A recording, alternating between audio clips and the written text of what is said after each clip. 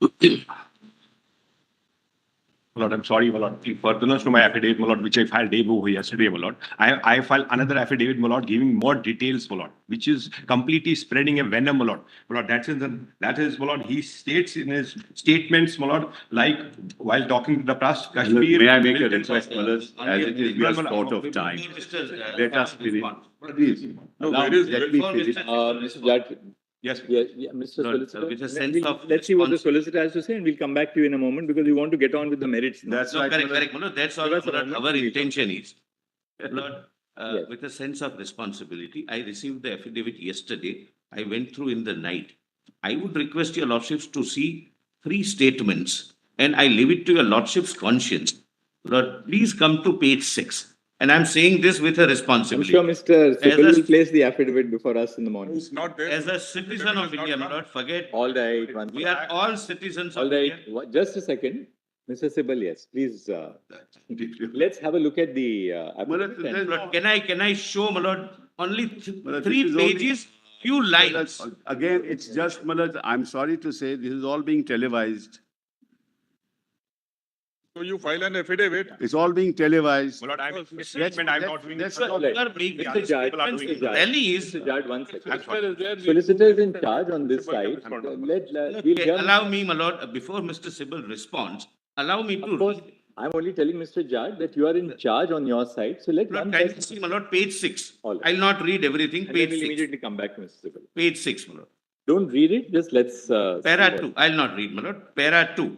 My lord, the first thing which was yesterday, my lord, highlighted was in the assembly. Para 2. This is in Kupwara in a public rally. My learned friend has an objection of it being televised. He said this in a public rally. Then, please see 4, 18th March 2019, my lord, before the presidential proclamation.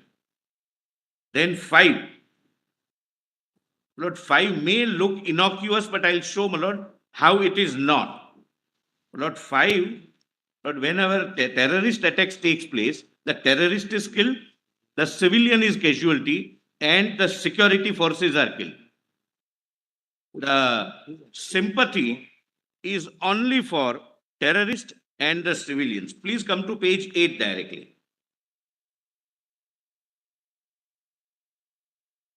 Lord, only as per report in Greater Kashmir and thereafter the later part.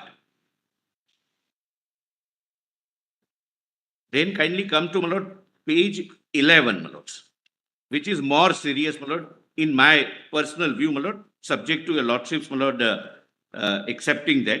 This is 19th March 2015. Please read, my lord, 1.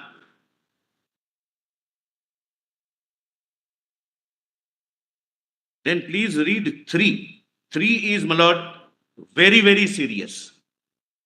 It's not just Zindabad. It is again 15th of September 2019.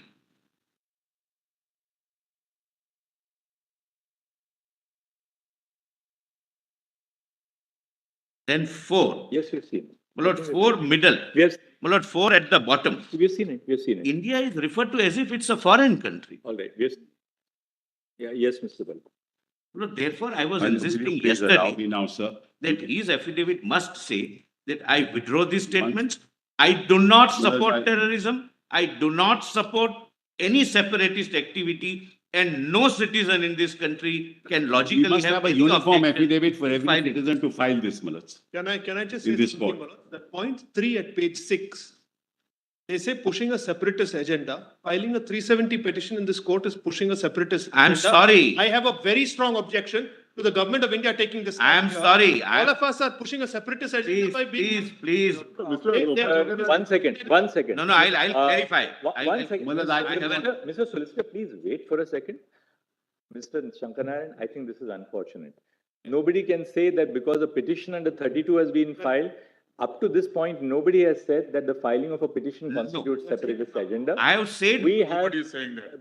but why this date is mentioned One even second. after filing years. the access, one second, access to our court for ventilating grievances of citizens within the framework of the Constitution is a constitutional right in itself.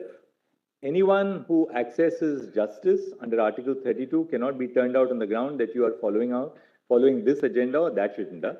On merits, which way any individual petition goes is for the court to separate the grain from the chaff. May I clarify? But I don't think, have we have not, Mr. the Shankanarayan, intervener, we have not heard the government. saying this about us. We have not Only heard a either. minute, Mr. One second, Shankanarayan. Mr. Solicitor, 1 second. We'll put a lid on this now. Otherwise, this will go on endlessly. Only give my. 1 second. We have not heard either the Attorney General of India, who is leading arguments for the Union of India, the Solicitor General, who has shouldered a large part of the burden, say that these petitions should be dismissed on the ground that they are separatist agenda. They have argued the matter on merits. It has been argued on constitutional terms. We have indicated that that's how we are going to resolve this issue. And I don't think that's been the main plank of either the solicitor, the attorney, or anybody who else who follows. That's all I'm. Sometimes when individuals as interveners come before the court, we also as judges understand that They are there petitioners. is They are the lead an petitioners. anguish, which was Solicitor expressed, is not the interviewer. and that anguish which many of the interveners have expressed, we as judges know how to deal with that. Give me a minute more. Give me a minute more. The date for 18th March is mentioned that petition is filed to show that even subsequent to the filing of the petition in May to 2018, etc., my lord, this continued. Mr. Solicitor, you have made, Filing of a petition Mr. is Solicitor, not as essential. you have made your point. You have made your point, Mr. Solicitor. Mr. Yes. Sibal. Well, I hope that sentiment applies to us also, because we have not made any submission other than on the law and the constitution. Just as the other side has done it, Mullah, at least we have not made any submission outside of that, Mullah. And we want to carry on this debate, Mullah, through the constitution, not through processes of this nature. Anyway, Mullah. Now, Mullah, yesterday your lordships asked me a question about merger, how many mergers have taken place. Kindly come to volume 4. Mullah, I leave it to the court. Mullah, I Mr. Judge, please don't interrupt. There's a limit to it. There is a boundary. Yes. Mullah, it's volume 4. Just 1 second, Mr. Sibal.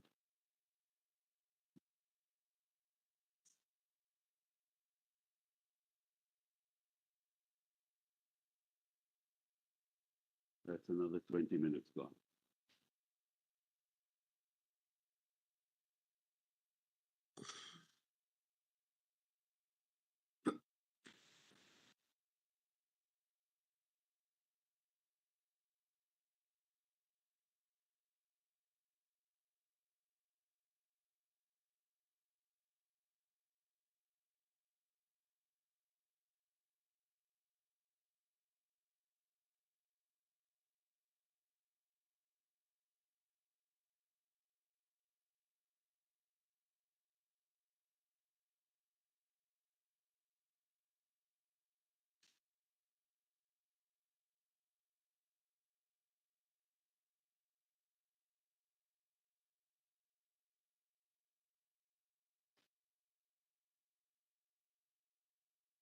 Mr. Sibal, is your client, has he filed an affidavit pursuant to what? He is going to file, he is going to reach by 12 o'clock. Mullah.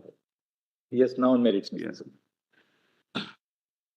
So, Mullah, volume documents, volume 4, PDF 303. Volume 4. Yes, PDF 303, Mullah. This is in the white paper, Mullah. 303? 303, Mullah.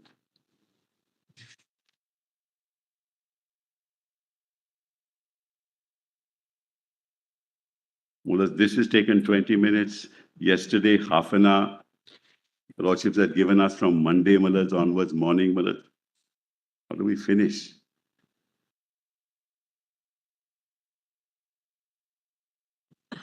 This is the white paper that is. White paper. Now, let's kindly see appendix, statement showing area and population of states which have merged with the provinces. I'm sorry, which page are you referring? Page 303, PDF 303. PDF 303 in volume number 3. In volume number 4, document volume 4.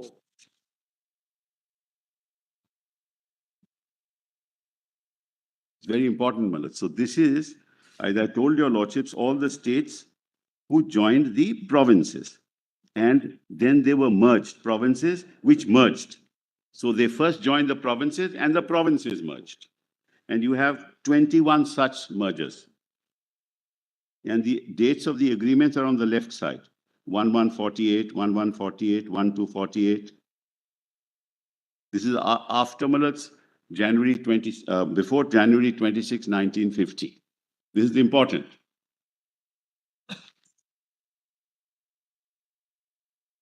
This didn't happen with as far as J&K is concerned. Now, this is now one part. Now kindly come to the next table. That is statement showing area and population of states constituting central administered areas, which were the chief commissioners' provinces. Now you see here, there's no question of any merger.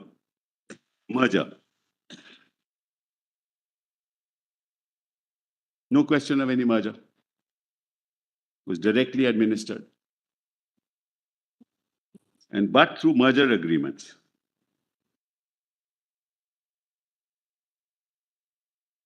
Now these, just for a factual clarification, these centrally administered areas, what was their status under the Government of India Act? Were they were treated as chief commissioners' provinces, and they become centrally administered areas. Yeah, after. correct. Now come to the third.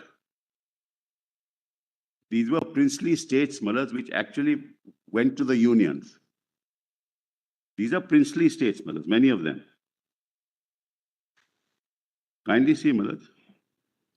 Manipur, Tripura, Bilaspur, Kutch, Haroch, Chamba, Mandi. These are all Raja of Mandi. These are all princely states that merged into the chief commissioners' provinces, which are termed as chief commissioners, directly administered.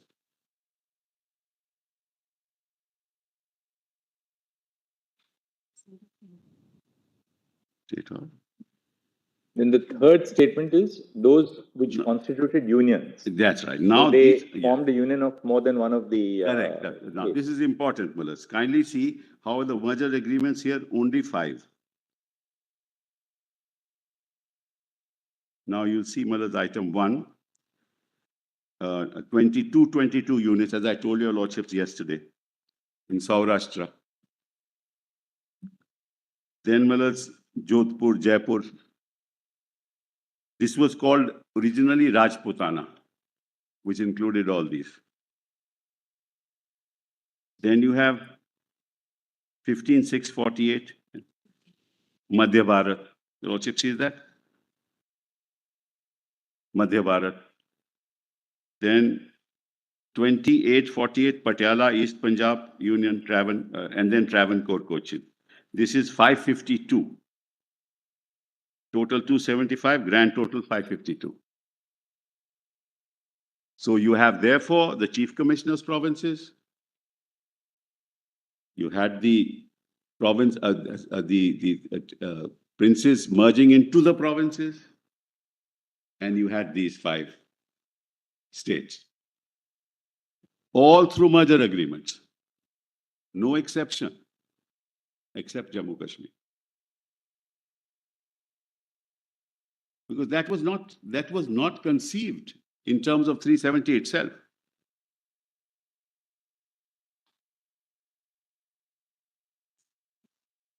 Now kindly come to 373, Malas. This is also important. PDF 373. 3.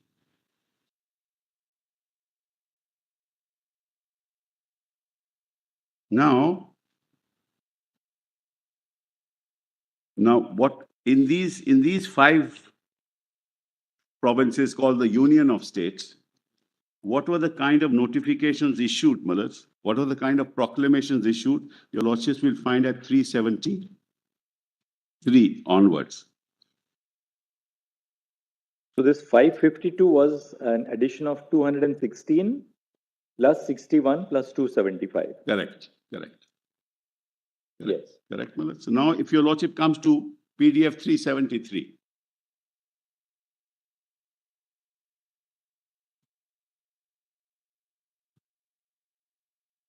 Now, you see that Raj Pramukh of Union of Patiala, East Punjab states, Saurashtra, Travancore, Rajasthan, Madhya Bharat, rulers of Hyderabad, Mysore, Jammu Kashmir are published This is the proclamation. What does the proclamation say?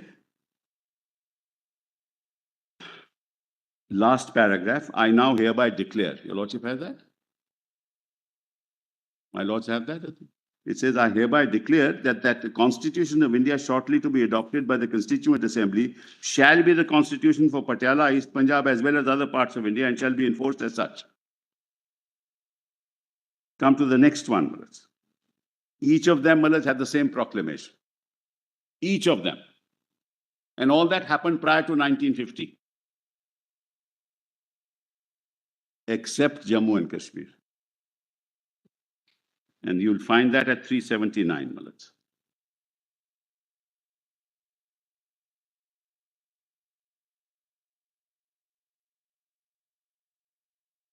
Sybil, And see if you... Mr. Sybil, do you think it would have been a unilateral action or it was? Sorry, I can't hear you. It was an action on its own, or it was something which was the government of India at that time ensured that it happened. Obviously, the government Malas, obviously, government of India ensured that it happened. there was no question on its own, Malas. It would never happen like that. Some of them couldn't exist independently. So, we have understood your argument on that. Can we move on? Now, let's look at PDF 379, because all those proclamations are different from the proclamation Kwe Jammu Kashmir, which is Malas 25th November 1950, before Malas the 26th January 1949. The proclamations is the firman of the Nizam as well. The Nizam you find at page 377, Yeah, but the 23rd language, of November but the language is 1949. different. This was certainly not voluntary. Of course not. Of course not, Malas. I agree. This is what I responded to my Lord. But Malas, the language is different from Jammu and Kashmir. So keeping you probably in J&K, keeping at that time the political environment, it was something different. Was something different. That's all that I'm saying, Malas. That's My the argument argument. we have understood that argument. Yes, and therefore it was incorporated in these terms in the Constitution, which was not done by anybody else, which only shows to you that merger was never contemplated except in terms of 370.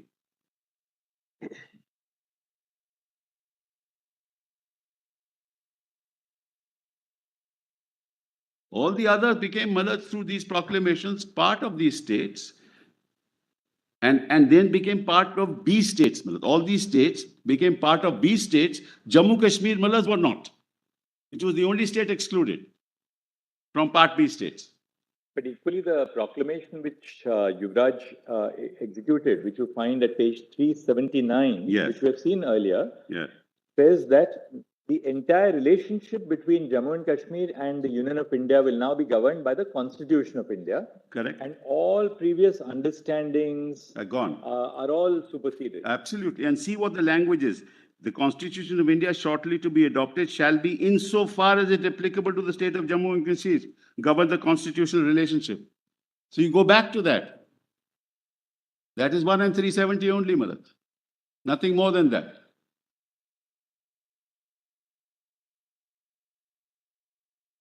I just wanted to show your Lordships, Malas, because your Lordships put me this question. I think it was a very significant, Malas, query. And they all followed a uniform pattern of integration, other than Jammu Kashmir.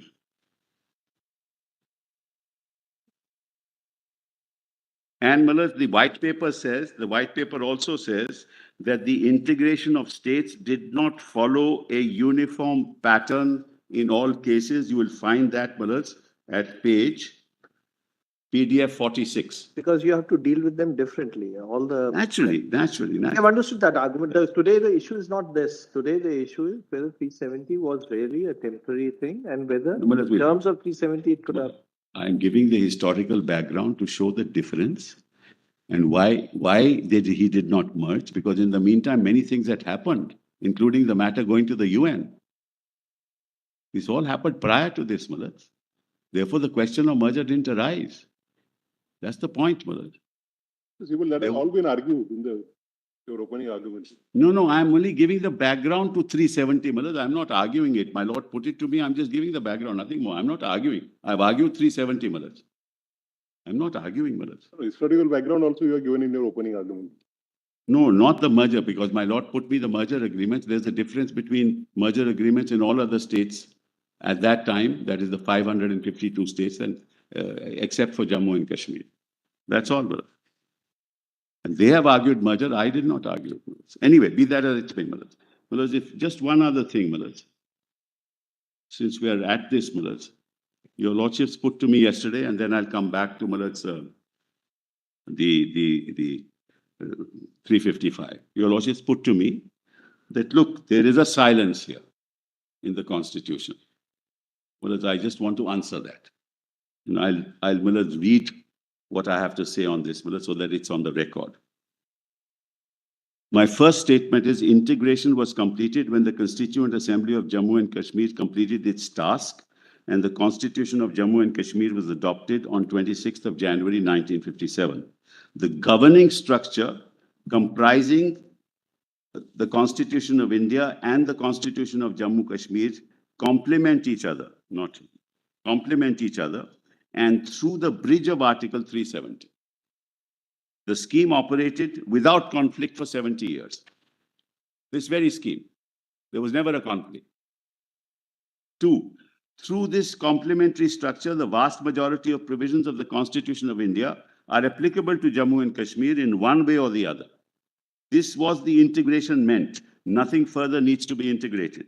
Indian constitutionalism is not bound by a single scheme of legislative relations or any homogeneous understanding of the concept of integration. 3, Article 370, sub-article 3 is not silent. What is my answer to that? It is not silent as to the consequences reflecting the relationship between Jammu and Kashmir and India after the Constitution of Jammu and Kashmir was framed and the Constituent Assembly completed its constitutional task.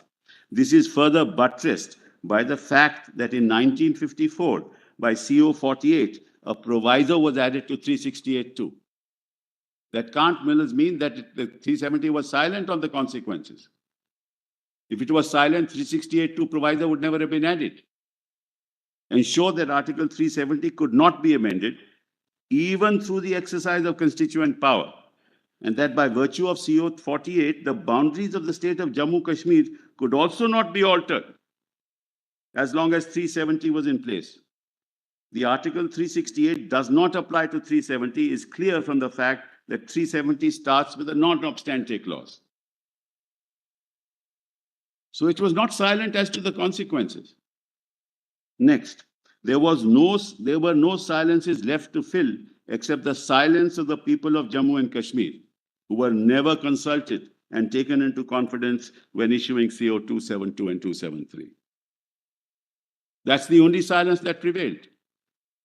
Bilateralism is at the heart of the mechanism provided by Article 370, in terms of which laws applicable in the Union of India through the Constitution of India as applicable to Jammu and Kashmir are to be applied.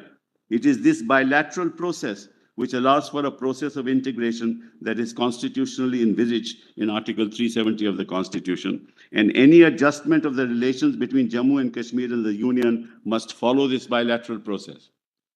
And last of all, even with respect to 368 of the Constitution, the process of exercise of constituent power resulting in amendment of the Constitution is also given effect through a bilateral process. Bilateralism is at the heart of the said process because you have to consult at least get agreements of at least half the members of the states. That too is a bilateral process. Nothing can happen outside there can't be a unilateral act of an executive, not even parliament. Consider this, Malas, what we're talking about, a unilateral act of the president acting on the aid and advice of Council of Ministers, not parliament. So, Malas, with respect, I say there is no silence. So that was, Malas, just our submission, Malas, on that issue.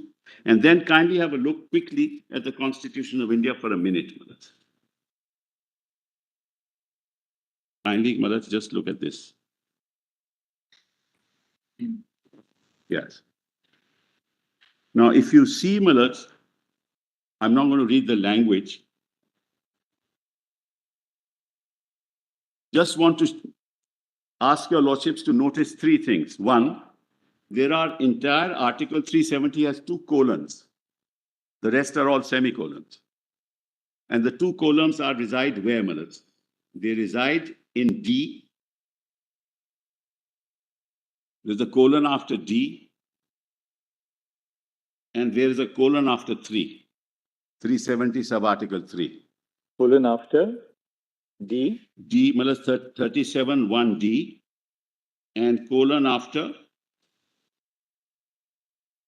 370 sub-article 3.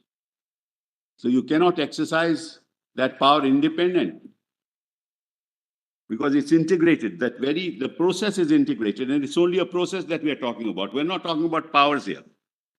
370 is only a process of integration. And Miller's Constitution Bench and Manohar mentions that. And we are dealing with the process adopted by the government of India consistent with this process of integration. We're not talking about anything else, Millers.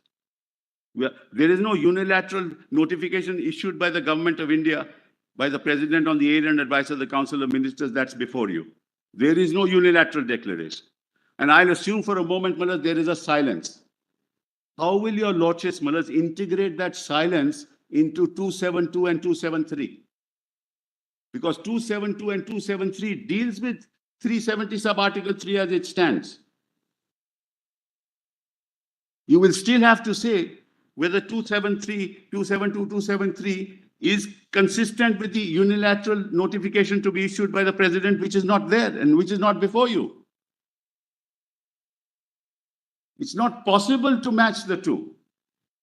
It's not possible for you to state constitutionally, Millers, that 370 notification or under sub-article 3 will justify the action taken, which is 272 and 273, which has nothing to do with the notification. If you uphold 272 and 273, you will have to uphold it on its own terms, not on terms other than 270 sub-article 3 and the proviso, because that's what they have adopted. Even if you were to accept that argument, it's not possible for your Lordships, with the greatest respect to Millers, uphold the action under 272 and 273. And so I was, Millers, that's one thing I was saying. Now kindly see, Millers, please kindly see.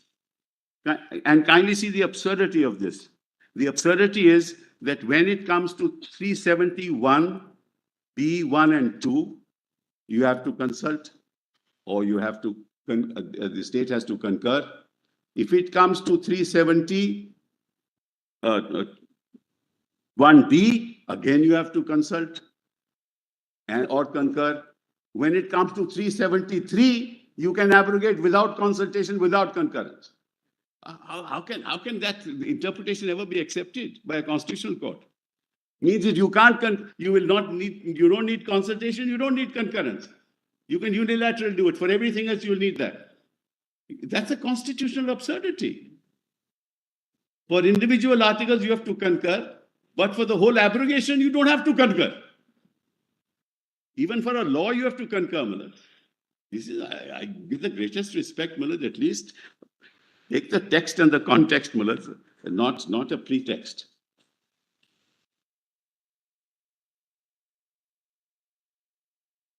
Now, Millers, I just want one other thing. If you look at Article 371, notwithstanding anything in the Constitution, starts with it. Your Article 371A, notwithstanding anything in the Constitution. And then 371A sub-article 2, notwithstanding anything in the Constitution. Then, Millers, special provision with respect to State of Assam, notwithstanding anything in the Constitution. 371C, notwithstanding anything in the Constitution. The 368 will not apply to any provision of the Constitution in this chapter. Is that not against basic structure? If the argument is, at least I didn't argue the basic structure, but otherwise, that's also against basic structure. Why don't you set aside the entire chapter? Every provision other than one, which relates to Andhra Pradesh, starts with notwithstanding anything in the Constitution.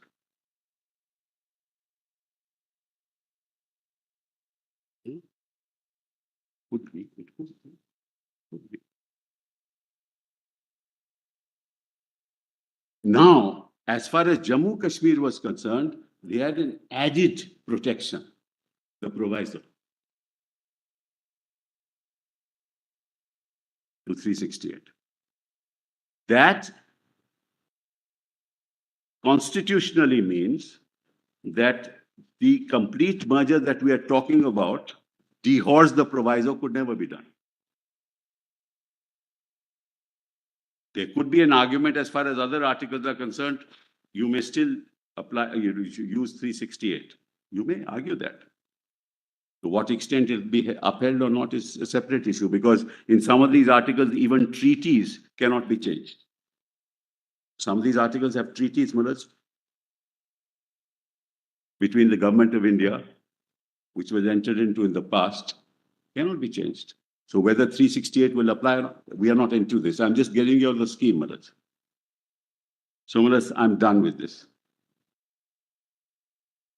Now, Mullah, I come back to my try and finish as quickly as possible, because a lot of eminent counsel are waiting for me to finish, which I wouldn't wish to do, Mullah.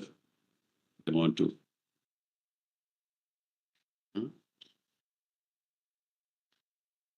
Now, Mullah, just one other thing before I move on. Show me the.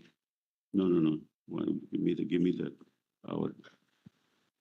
Looks at my note, Mullah. Your Lordships don't mind, which is now rejoinder. Yes. What page is it? Mullah, that is rejoinder. I don't know. What page of the rejoinder? Rejoinder we have. Page, I'm just giving you a lot. Page, Mullah, kindly come to 23.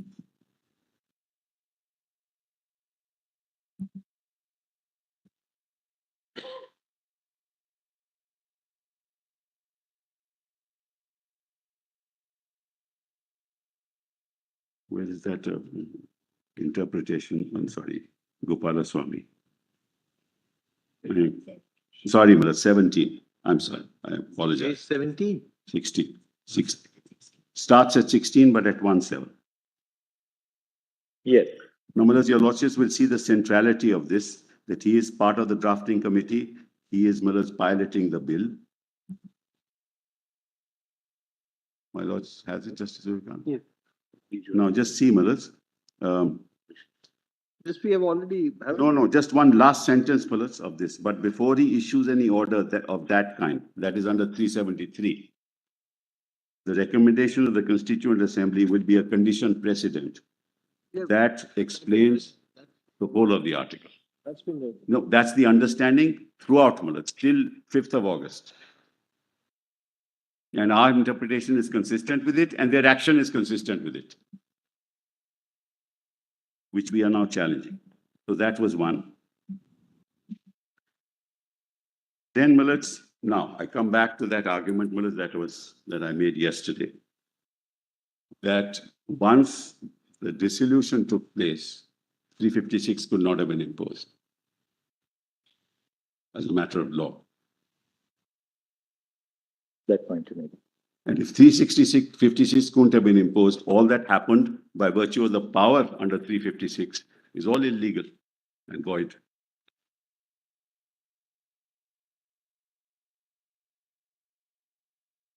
Because the structure of the Jammu Kashmir constitution is entirely different. My Lord knows that any act of dissolution has to be done on the aid and advice of Council of Ministers. That applies not just to Jammu Kashmir, but to the rest of India. No dissolution of an assembly can take place without the aid and advice of the Council of Ministers.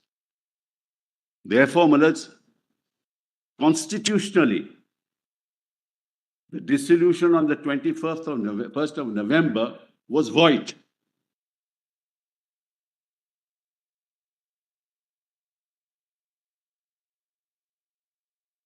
And you can't interpret the act of the governor and the powers of the governor and the responsibility of the governor different from other states in India.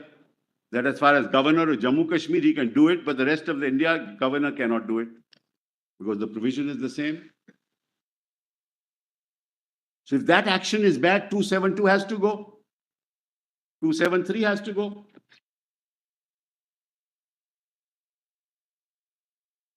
And even if you assume that action is good, you can't exercise this power under 356. So 272, 273 will still have to go. Because the power is only the power to make law. You are the delegate of parliament, of the legislature. You can only make law.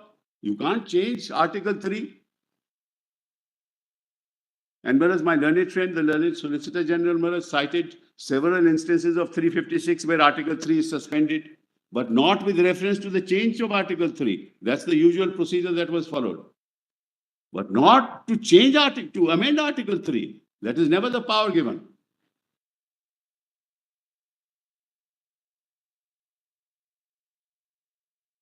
And that is apparent in 357 subclause 2, Manoj. Kindly see 357 now. It's in my note itself, Manoj. I'll just give your lordships the page.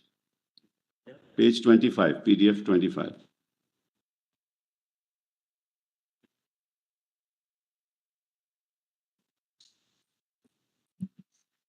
Yes. Kindly see. Para 60, Manoj.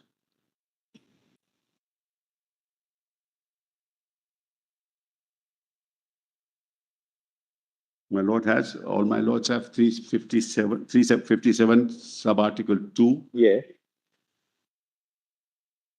Majestic Gawai has it, Manoj. This is 25. PDF 25, 357 2. 357 2. Any law, Manoj, as applicable to Jammu Kashmir. That's very important.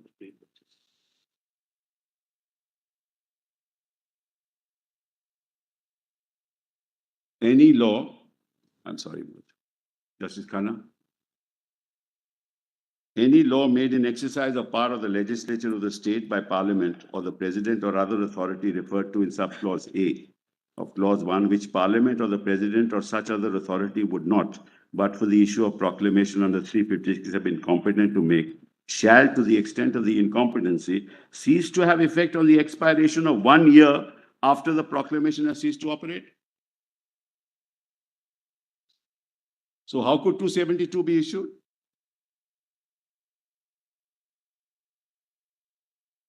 Any law made has to expire after 1 year under the Constitution of Jammu and Kashmir. One of the distinguished counsel on the other side didn't read this part. He read 357(2), which is different, which is the Constitution of India. Any law made in exercise of power of the legislature of the state by parliament or the president or other authority referred to in subclause A of clause 1, which parliament or president or such other authority would not, but for the issue of a proclamation under 356 have been competent to make, shall after the proclamation has ceased to operate, continue in force until altered or repealed or amended by a competent legislature. So how do you, Malaj, amend Article 3 of the Constitution and justify it?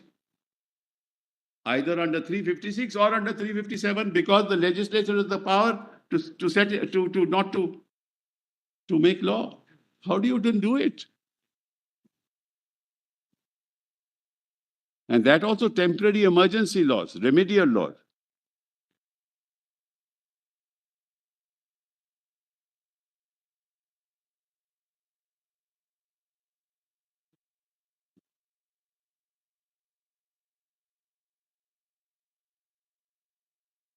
It was original 350. Just read the last portion once again. Yes. One, it says law made. Is it talking about legislation made? Legislation in form of laws or enactments Yes, made? And read the last part. Last part, which shall so cease Yes. to have effect as sooner. To have effect on expiration of period after the proclamation has ceased to operate, That's correct. except as respect to things done or omitted to be done before expiration of the said period. Yes. This part will have to be explained. Unless the provisions which are so ceased to effect are sooner repealed or reenacted with or without modification by act of appropriate legislature. That's correct. So, Manoj, how can that appropriate legislature, when it comes into being, ever do this? Just two things, Mr. Yeah. Sibal. One, is it dealing with laws made and not with the effect of, will it apply also to Article 370? Or for that matter, Once there is, Article once 356 is there, it will apply. just, we are not, it's a matter of interpretation. Yeah, It's not a matter of taking sides. I agree, Mullah. I'm not taking sides. I'm only taking my side, Mullah. You are doing that. Yes, that I'm entitled to take, hopefully, Mullah. One, it says law made. Will it also apply to the power exercised by the legislature in terms of the constitution? One aspect. The second is,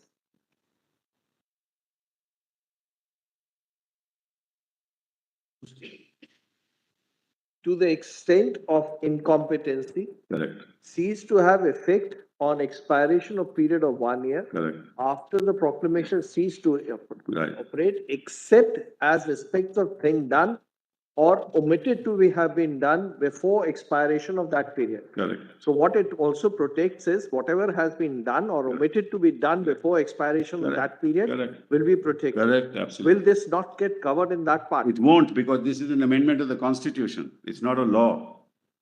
Then you aren't contradicting yourself. I'm not. It's not a law. This is not a law, Mullah. This is an amendment to the Constitution. So what it talks about is laws, not No, because you're a delegate of Parliament, of the legislature. In other words, whatever power the legislature has to make laws, you can make laws. Mullah's 356 is not an omnibus position to Mullah's take over the legislature and do what you like. Mr. Sibal, when we interpret, we have to interpret the section without taking, you may say in the contextual interpretation, we have to take the whole background. I'm sorry to say that's covered by Bomai, Malaj. That's not covered. That's not. There's no cavil to it. That's covered by Bomai, and I've cited all those passages of Bomai to your lordships already. Just one. Let's not find any other power. That's non-existent.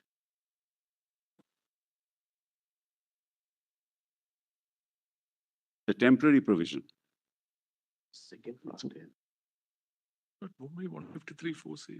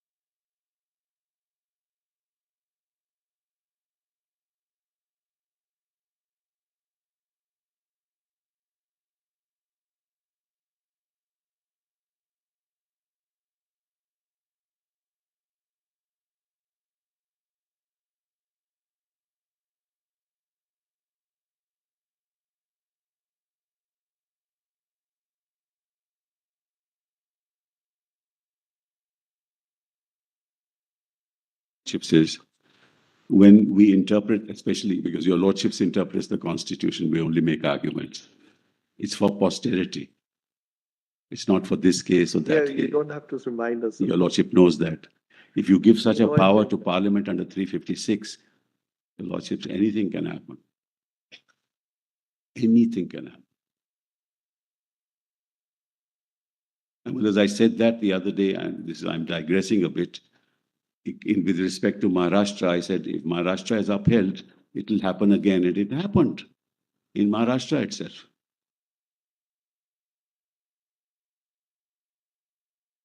Because we have to protect the Constitution. We don't have to do anything more than that.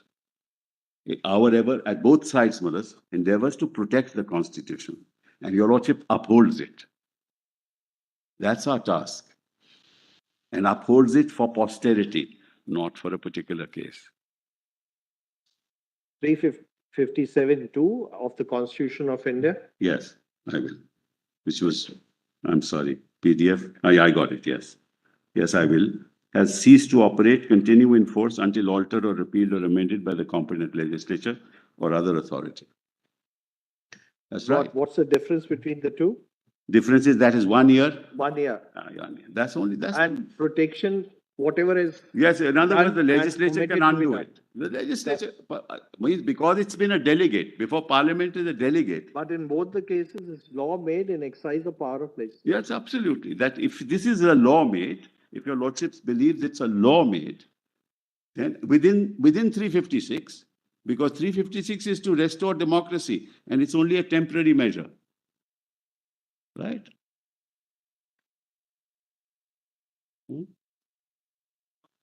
And Malat, not only that, you cannot take irreversible action.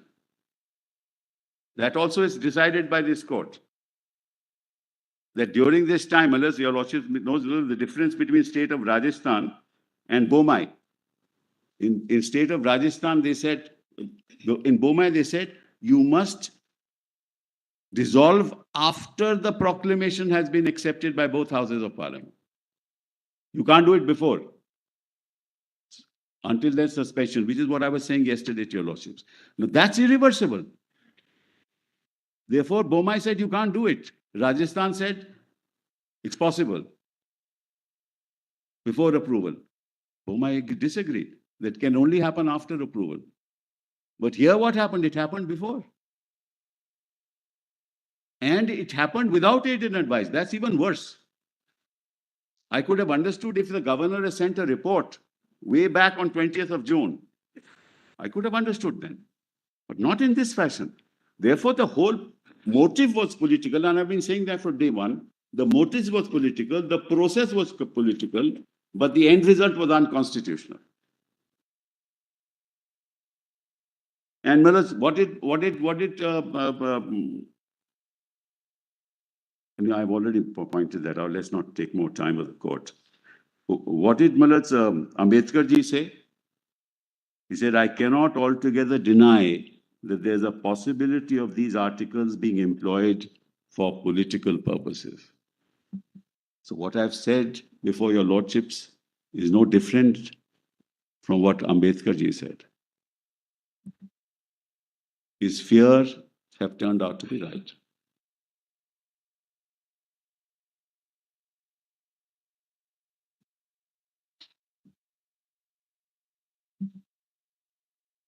So, therefore, now let's kindly come to now come to the argument. I've done with the dissolution part. I've done with 356. Your lordships have read all the judgments, I'm not going to repeat anything. Now I come to the argument of impossibility. An argument not raised, not part of the counter affidavit, not part of any pleadings, not part of any proclamation, not part of arguments the last time also, not part of the first set of written submissions, and yet we have to deal with it. Now, let me tell you also the principle of impossibility, constitutional principle of, I'll just enunciate it. If there is a constitutional obligation to be performed, and it has to be performed, then in furtherance of that constitutional obligation,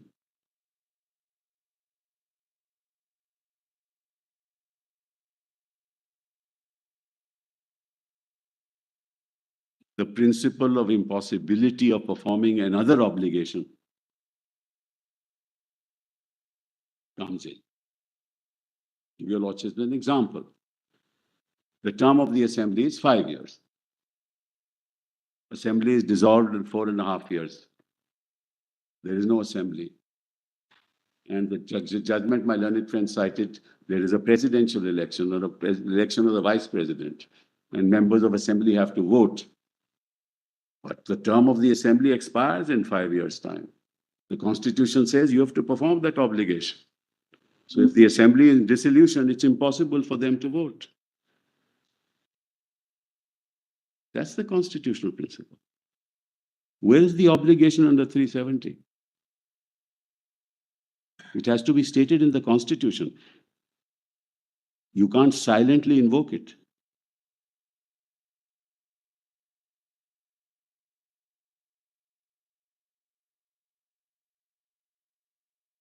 And 376 probably 3 may, not shall. There is no obligation. That's the principle of impossibility, which has absolutely no application. How is it impossible, Malat? Why is it impossible? No, you've made it possible by acting that the way you've done. That's the way to do it, Malat. Now, whether that's constitutional or not is a different issue. But it's certainly not impossible. If you uphold it, it's not impossible. If you don't uphold it, it's only unconstitutional. Beyond that, your lordships are not asked to decide.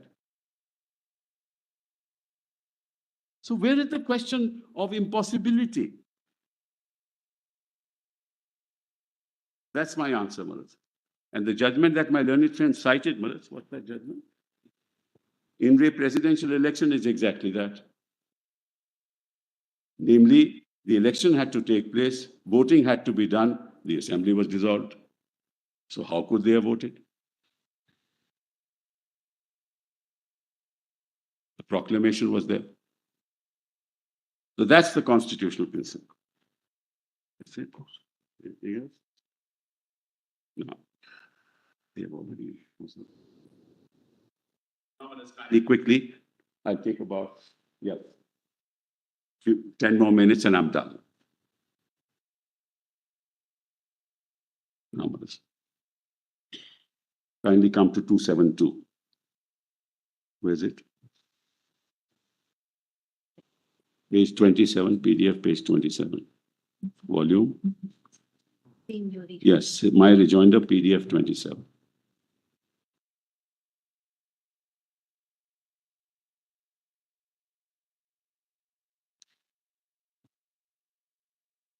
I mean, it's just, I've already argued it, Malad, that this is all beyond Malad, the parts of the president. And in any case, he has to act on the aid and advice of the Council of Ministers. So Parliament also has nothing to do with it. And Malad, it doesn't need concurrence, doesn't need consultation. That argument I've already made. And if that can't be done, Malad, then we're left with nothing. Then 273.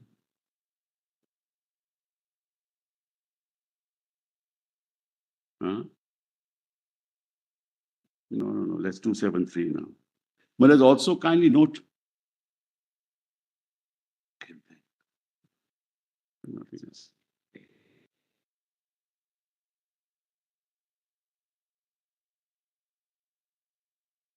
Oh, one second. 36.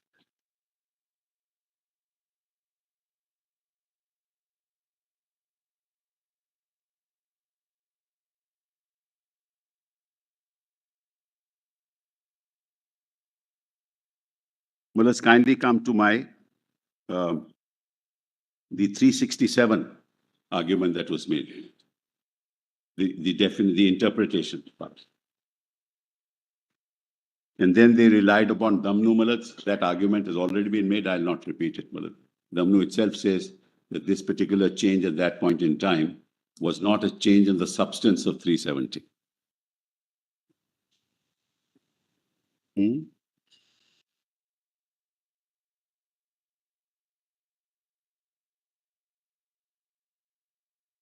In the Jammu Kashmir Constitution is applicable, the word governor was already there.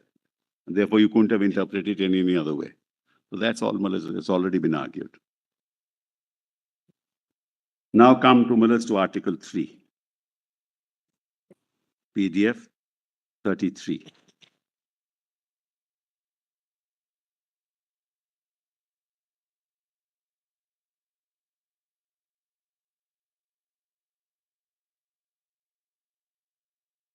Yes.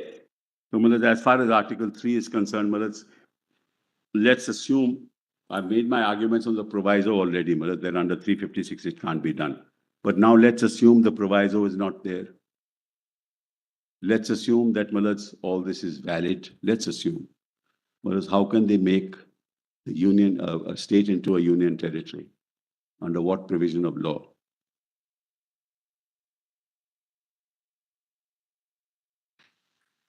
Okay, under which, what power? Then my Lord put to them that there may be a situation of a national security situation. So therefore, temporarily, you may need to do that. But the national security situation is dealt with by Article 352 of the Constitution. 352 to 359 deals with all this. So how can you use Article 3 to do that?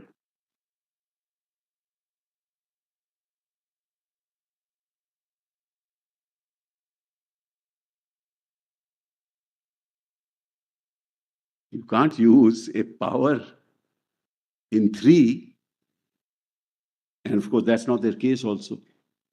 It's nobody's case that this was being done because of national security. Pulwama happened, Malaj, in February 2019 during President's rule. And then they had elections in May 2019. And what is the justification of keeping, not constituting the state, Malaj, for 4.5 years? Under what constitutional basis can you say that I will keep a particular state as union territory for 4.5 years? You say you are going to have municipal elections. You're going to have local government elections. There are a number of, the tourism has increased. So what's the impediment then? What's the constitutional logic, Malaj, or basis on the basis of which you can deny the people of Kashmir a statehood, which and Malaj, India is a union of states. As your Lordship rightly said, my Lord the Chief Justice, that a union territory can get the status of a state, but not the other way around. It's never happened in the history of this country. Actually, 272, 273, all this has never happened in the history of this country. Not even during emergency. So, Malaj, just one last thing, and then I'm done. I want to show you the annexures in this, Malaj. This is my argument on 3, Malaj. Others will deal with it in some form. I want to show just one. Yes, kindly see PDF 42. Now, this is dated 17th May 1949. But as your Lordship will notice here, and this is all documents are provided in the annexures, that at this point in time, Iyengar, Sheikh Abdullah, and Vallabhbhai Patel and Nehru were all getting together to draft 370. And on 17th May 1949 is a letter written by Gopalaswamy Iyengar. And he tells Vallabhbhaiji, here's the draft. Jawaharlalji has seen and approved of it. Will you kindly let Jawaharlalji know, direct as to your approval of it? No, directly tell him as to your approval of it. He will issue the letter to Sheikh Abdullah only after receiving your approval. Vallabhbhai Patel was the architect of 370. Nothing was done without his approval. In fact, he went to Parliament. Kindly see, there's another letter, another document here. 3rd November? Yes. It's very interesting with us. 3rd November. No, not 3rd November. No, yes, 3rd.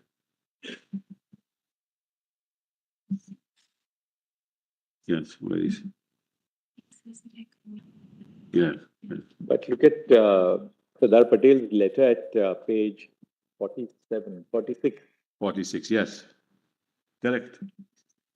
That's the draft, Malaj, of 306A. Kindly come to 244, Malaj. Right, that's that letter. Thank you for your letter of 15th, which I have received only this afternoon on my return from the One second. I find there are some substantial changes over the original draft, particularly in regard to the applicability of fundamental rights and directive principles. You can yourself realize the anomaly of the state becoming part of India and at the same time not recognizing any of these provisions. I do not at all like any change after our party has approved of the whole arrangement in the presence of Sheikh Saab himself. Whenever the Sheikh Saab wishes to back out, he always confronts us with his duty to the people. Of course, he owes no duty to India or to the Indian government or even on his personal basis to you and the Prime Minister, who have gone all out to accommodate him. In these circumstances, any question of my approval does not arise. If you feel it is right thing to do, you can go ahead and do it. Now see the next document, 3rd November. There was some, again, this is by Vallabhbhai Patel. There was some difficulty about the provision relating to Kashmir. Sheikh Saab went back on the agreement which he had reached with you in regard to the provision relating to Kashmir. He insisted on certain changes of a fundamental character, which would exclude in their application to Kashmir the provisions relating to citizenship and fundamental rights and make it necessary in all these matters as well as others not covered by the accession to 3 subject to seek the concurrence of the state government, which is sought to define as the Maharaja acting on the aid and advice of Council of Ministers appointed under the proclamation on 8 March 1948. After a great deal of discussion, I could persuade the party to accept all the changes except the last one. He was the one who was interacting with the party. And he was the one who finally, persuaded the party to accept all the changes except one. And of course, Sheikh Abdullah thereafter. Sure, there was a political compromise to ensure enough flexibility at later Absolutely. All I'm saying is, everybody was part of that process. You are accepting the second part also, that there was flexibility to ensure that in future it works itself out. That's correct. Well, all that I'm saying is, they were all collaborating. The key players were collaborating in drafting 370, and this is how they understood 372. That argument you have already I've already made. I'm not repeating it, I just wanted to read these letters. So, and then I've got this table, of Jammu Kashmir, where Jammu Kashmir is the head of most of the states in India in every parameter. But we are not concerned with that, I just put it. So that's all I have to say, I just want to say at the end that, as I said, your lordships, ultimately is the arbiter of what this constitution should look like and how it's to be interpreted. But I only want to request your lordships to think of one thing, that as I walk out in silence of this court, let the court speak on behalf of the people of India. Because this court, this government, or any government, any administration acts for the people of India. And it should not be that acts are done when a part of the people of India are silent, who have never been consulted, and whose fate will be decided by the cabinet sitting here without reference to parliament, without reference to legislature, without reference to the people. Because people are central to the Constitution of India. We should not forget that. Thank you very much for giving me this time.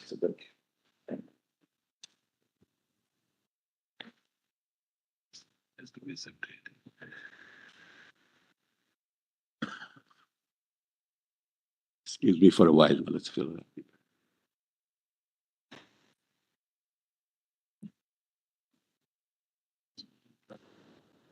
up. Mr. Subramaniam, you'd be arguing. Yes, my lord. My lord, am I audible? Am I visible? Both, Mr. Subramaniam. Yes. Thank you, my lord. My lord, I just want to make a few brief submissions on Article 370 in the light of your lordship's questions and observations. My lord, it might have begun as a temporal provision initially. I don't think anybody can dispute that people envisaged it as of temporality. But, my lord, the provision had adequate evidence, intrinsic evidence in its words to suggest that it could be there to stay. And that is what has happened. And my lord, this is the crux of the matter. Has it happened in a manner known to Article 370? My answer, my lord, is yes. In a manner known to Article 370, Article 370 stays. Now, my lord, how has this been achieved? As your lordships would notice, that it was a Constituent Assembly of India which gave the people of Jammu and Kashmir the ability to determine their political future through a constitution. The instrument of accession, my lord, did not completely transfer sovereignty, as held by Justice Gajendra in Pramnath Kaul's case.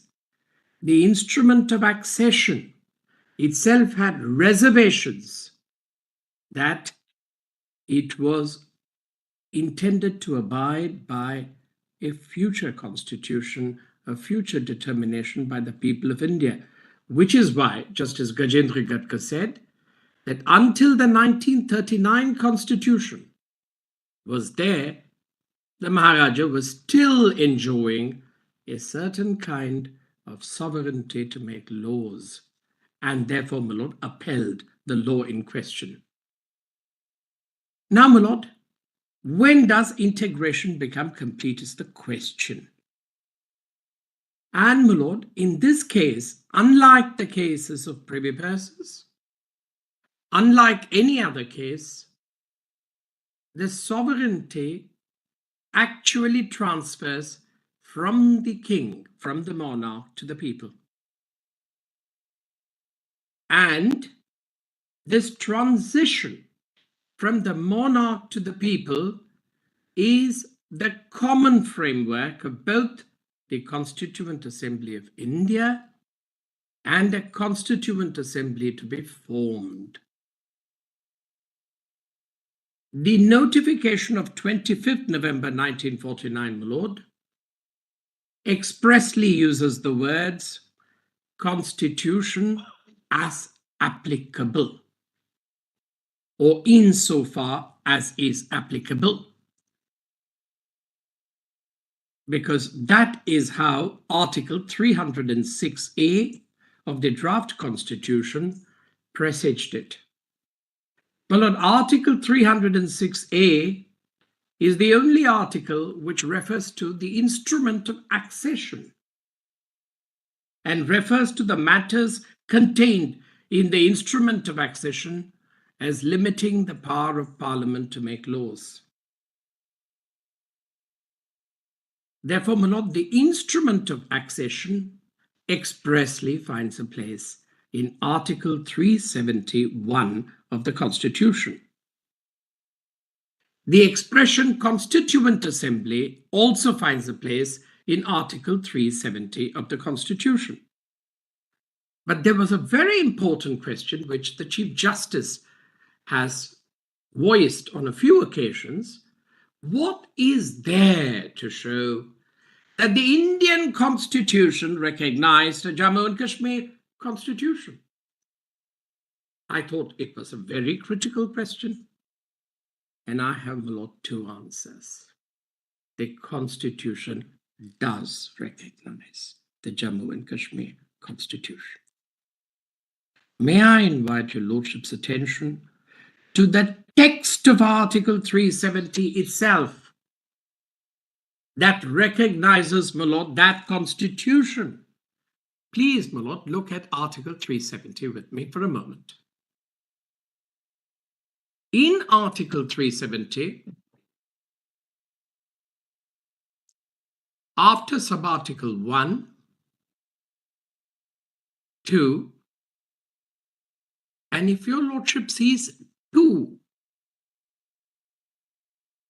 if the concurrence of the government of the state referred to in para 2 of subclause B of clause 1, or in the second proviso to subclause D of that clause, be given before the Constituent Assembly. And may I request, my lord, your lordships to look at the next few words. For the purpose of framing the constitution of the state is convened. Constitution of the state, my lord, is no other constitution except the Jammu and Kashmir constitution. And, my lord, there is a second piece of evidence in the constitution which has not yet been brought to your lordship's attention. There was, my lord, the state reorganization in 1956. The concept of Part B, Part C, all of them disappeared, if your lordships recollect. The Constitution's 7th Amendment Act, my lord, in Article 152, inserted the words excluding the state of Jammu and Kashmir. In Article 152.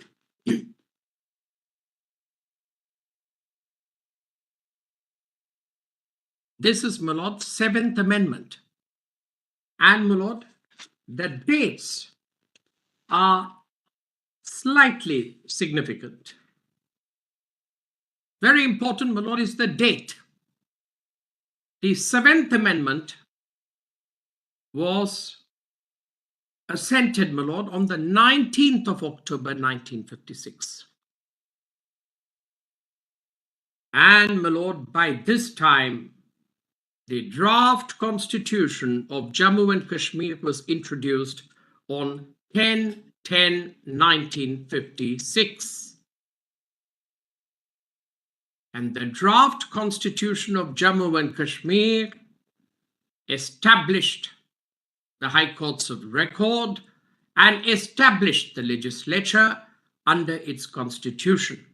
What happened on 10/10/56, Mr. 10/10/56, my lord, the draft constitution of Jammu and Kashmir was introduced for adoption.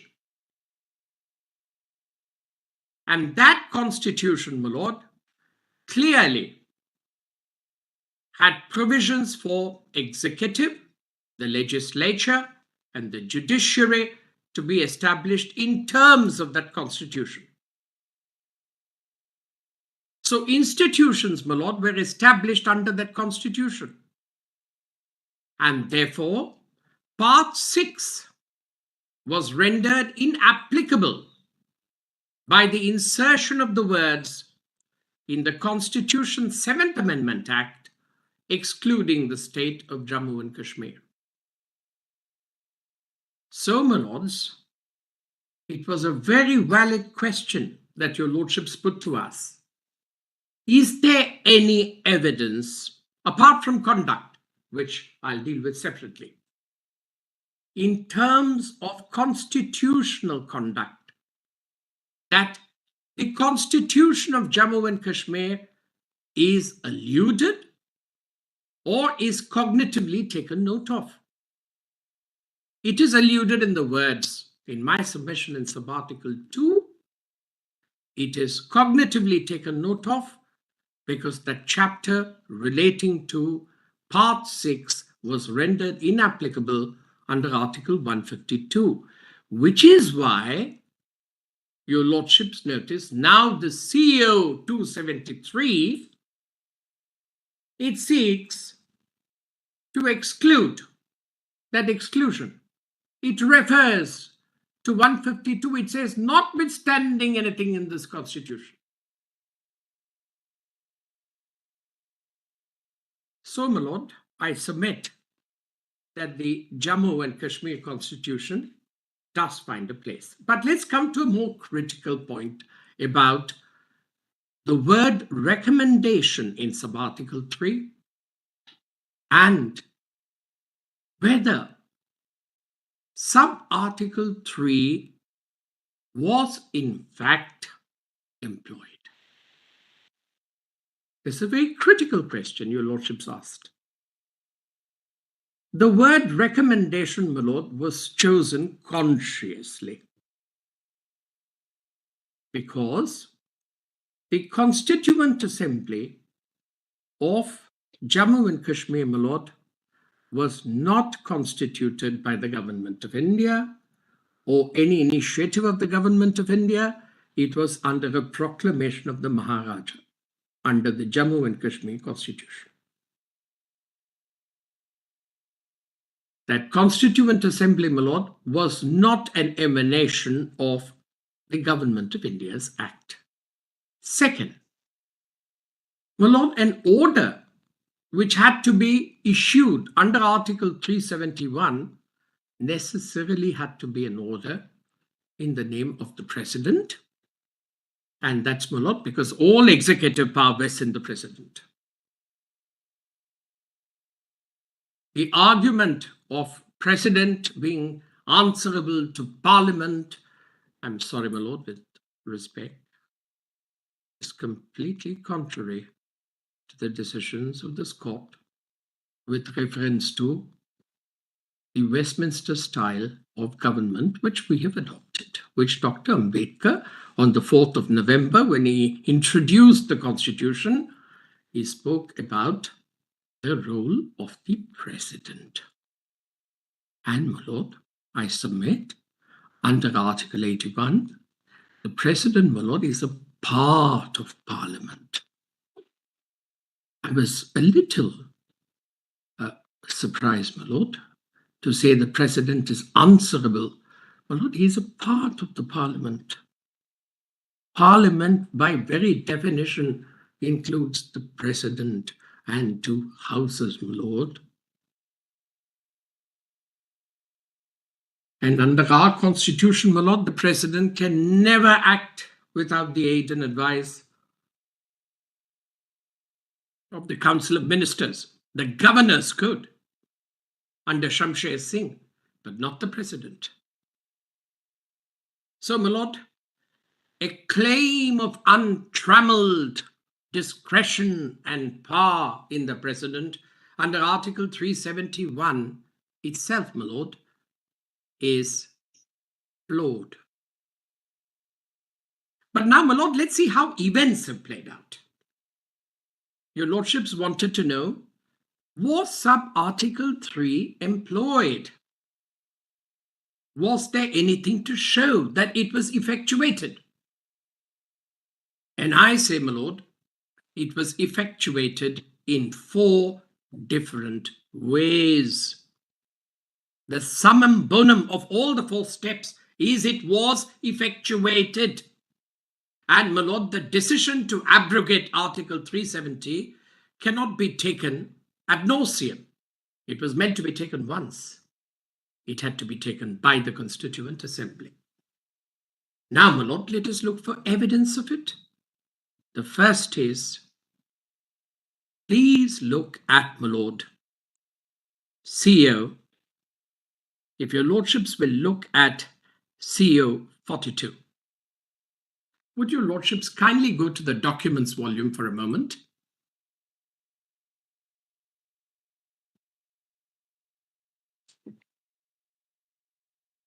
Please go to, my lord, document volume 3. And would your lordships kindly come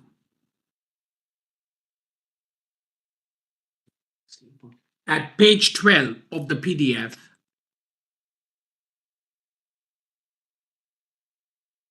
CO 44, I'm sorry, CO 44. Please see, my lord, this.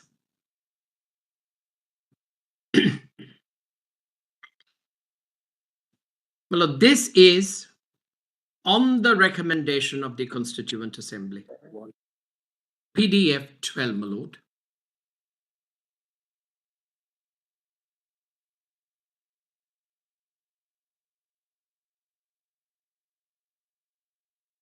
And if your lordship says this is a declaration under Article 373 of the Constitution, and if your lordship now sees the declaration, in exercise of the powers conferred by Clause 3 of Article 370 of the Constitution of India, the President, on the recommendation of the Constituent Assembly of the State of Jammu and Kashmir, is pleased to declare that as from the 17th day of November 1952, the said article shall be operative, with the modification that for the explanation in Clause 1 thereof, the following explanation is substituted, which, my lord, is about the Sadr-e Riyasat. But, my lord, this is a decision under 373. What was the next decision? The next decision, my lord, was again a recommendation of the Constituent Assembly, namely an invitation, my lord, to apply the provisions of the Constitution of India subject to certain modifications. That was a decision, my lord, again of the Constituent Assembly. It was a resolution of the Constituent Assembly. And that, my lord, is significant because that resolution was on the 15th of February 1954. Your lordships will find that in volume D7 at page 978, and it was adopted in, my lord, D7, page 979. That annexure, my lord, which was the annexure attached to the report of the drafting committee, was tabled in the Constituent Assembly. Where did we get it? At page 2? My lord, volume D7. As your lordship of volume D7. PDF? Yes. My lord, 979. could your lordships first see volume D7 at page 937? Let me show that first. 937. Yes, first 937, and then I'll show you, my lord, the resolution. That's the report of the drafting committee? Yes, this, my lord, was tabled before the Constituent Assembly. And in this report of the drafting committee, your lordships will notice at 938, PDF 938, would your lordships look at the first sentence?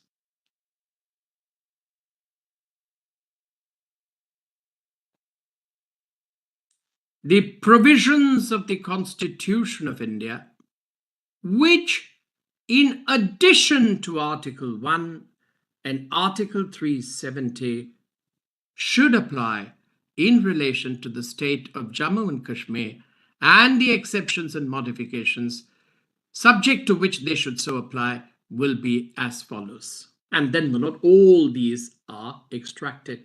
But what's important, my lord, is Article 1 and Article 370 in addition. This, my lord, is introduced on the 11th of February 1954. And on 15th of February 1954, if your lordships go to page 978, my lords, of the same volume, this was adopted. So, my lord, the first body which looked at the matter was the Constituent Assembly. They invited the application of the provisions of the Indian Constitution. And at 978, your lordships will see at the bottom of the page. Please look at the bottom, my lord. Resolution that having adopted the report of the drafting committee this day, the 15th of February 54, and having thus given its concurrence to the application of the provisions of the Constitution of India in the annexure to the aforesaid report, this assembly authorizes that government of the state to forward a copy of the said annexure to the government of India for appropriate action. And that is how, my lord, on the 14th of May, 1954, the 1954 order was passed. And your lordships will notice the words of that order. It's in volume D3, my lord, at page 13. Your lordships will notice Volume 3, that, page number, volume 3. yes, volume D3, page 13, my lord. Okay. Your lordships will find an express continuance of Article 370. Please see page 13. This is the 54 order. Yes. And please come to 2. The provisions of the Constitution, which in addition to Article 1 and Article 370 shall apply in relation to the state of Jammu and Kashmir, and the exceptions and modifications subject to which they shall so apply shall be as follows. And, my lord, this order of 1954 was again tabled before the Constituent Assembly. If your lordships go to volume D7 at page 990. Circle 371, not 373. No. And at page 990, my lord, your lordships will notice that in the Constituent Assembly, the 1954 order is laid on the floor of the House. Please see 990, Mr. Dogra. The recommendations of the House in this behalf had been sent to the President of India, who in exercise of the powers conferred under Clause 1 of Article 370 was pleased to issue Constitutional Order 1954. I lay the copy of this order on the table of the House. As I told your lordships a little while earlier, the draft constitution, my lord, of Jammu and Kashmir was introduced by Mr. Dogra on 10/10/1956. Your lordships will find in the same volume at page 1058. In that same volume. Your lordships will see 1058 PDF. Page number, please repeat. Page number 1058 PDF, my lord, in volume D7. Otherwise, it has a red lettered page of 2417. That's it.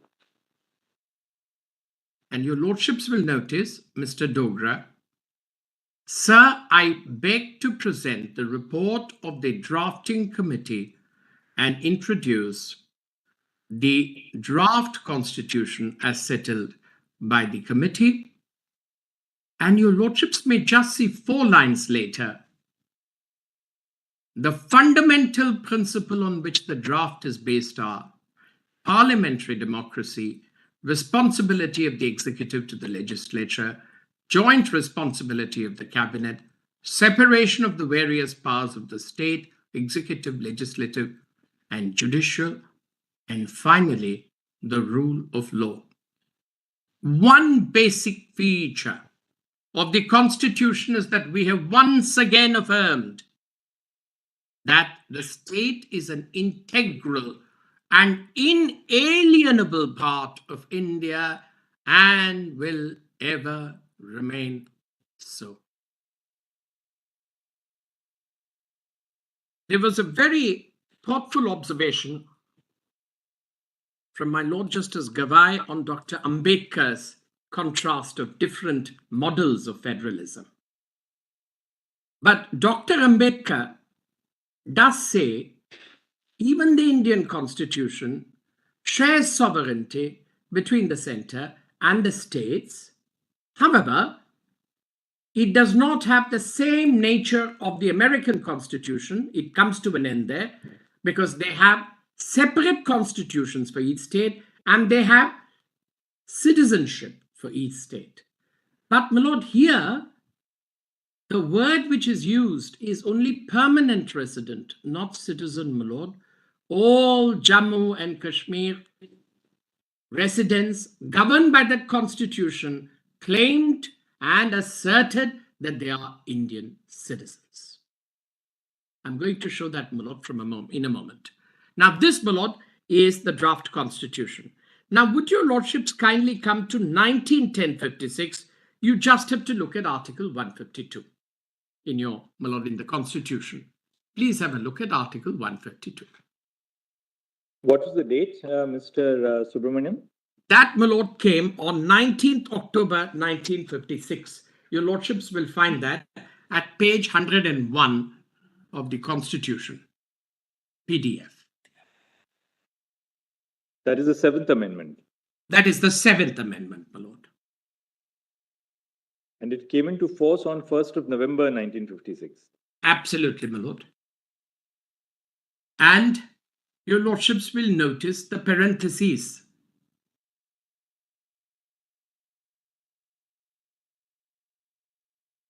This recognizes the J&K Constitution because the establishment of the Raj Pramukh or the governor or the institutions of the legislature, executive and the judiciary were undertaken under that constitution.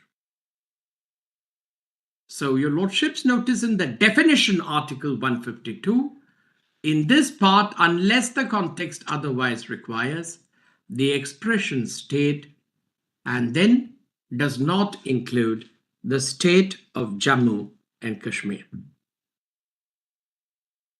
Now, my lord, the constitution of J&K was adopted after this. This is 1/11/56. The date of adoption of the Jammu and Kashmir constitution was, my lord, actually 17th of November 1956.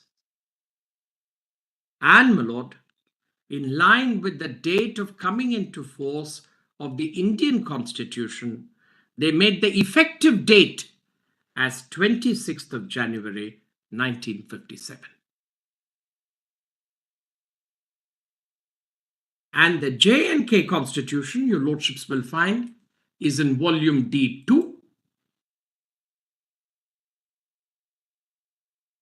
And it is at page 17. Volume D2? Page 17, my lord.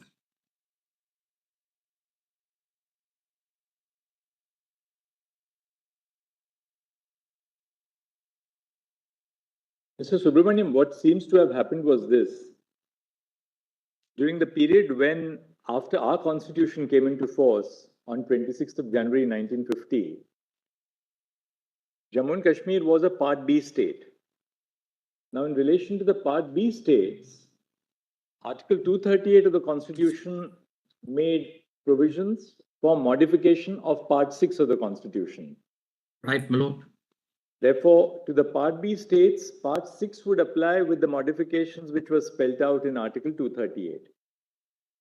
Article 371A, however, stipulated that 238 will not apply. will not apply to the state of Jammu and Kashmir. Right? Now, that was that period when the Constitution was yet to be drafted. After, with the 7th Amendment, Jammu and Kashmir ceases to be a Part B state. It becomes a state within the meaning of Article 13A of the Constitution.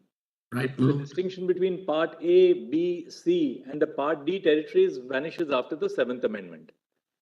So when Jammu and Kashmir ceases to be a Part B state, automatically some provision had to be made. It was not governed by Article 238. So other Part B states, which ceased to be Part B states, were governed then by Part 6. Jammu and Kashmir was not within the fold of Part 6 for the reason that so long as the Jammu and Kashmir Constitution continued to hold the field, That constitution made provision for the executive, Yes. the legislature, the judiciary, so on and so forth. So this provision in Article 152 was in continuum. Exactly. Because from the inception, Article 238 had no application. And Right, once it came within the fold of not a Part B state, you have to make some provision. Now that provision, according to you, was made in the Constitution of Jammu and Kashmir. My lord, absolutely. This is the point I'm making. Right, but that doesn't tell us the basic question as to whether that was intended to be a permanent arrangement. Yes. Now, my lord, for that purpose, if your lordships now take the Jammu and Kashmir constitution, because, my lord, that's a little important. Your lordships are absolutely right. We have to look for evidence in the instruments themselves. Let's look at the constitution of Jammu and Kashmir. Because the Jammu and Kashmir constitution, my lord, actually not only makes integration absolutely beyond any pale of doubt. Unity and integrity with India is beyond a pale of doubt in that constitution. It, my lord, reserves provisions for the application of the Constitution of India in the state of Jammu and Kashmir. My lord, that's quite significant. If your lordship just takes that for a moment, please look at, my lord, their preamble. Because, my lord, what we are concerned with in this case, we have used different expressions like consent of people. We have used the expression people. But, my lord, let us look at their preamble. This constitution was inspired, quite rightly, as my lord the Chief Justice said, by various constitutional provisions. And, my lord, it was many of the exceptions in the 1954 order were also inspired, my lord, I'm going to show to you shortly when we come to Parat's case, by the American Constitution. But I'll show that in a moment. Please come to the preamble. We, the people of the state of Jammu and Kashmir, having solemnly resolved in pursuance of the accession of the state to India, which took place on the 26th day of October 1947, to further define the existing relationship of the state with the Union of India as an integral part thereof, and to secure to ourselves justice, social, economic, and political. Well, this word, justice, political, will be of some significance in the light of Dr. Ambedkar's own exposition. This is, my lord, a resolve, and therefore they adopt this constitution. What is now, my lord, important is the Constitution of India, and which your lordships will notice is in 2(1)(a).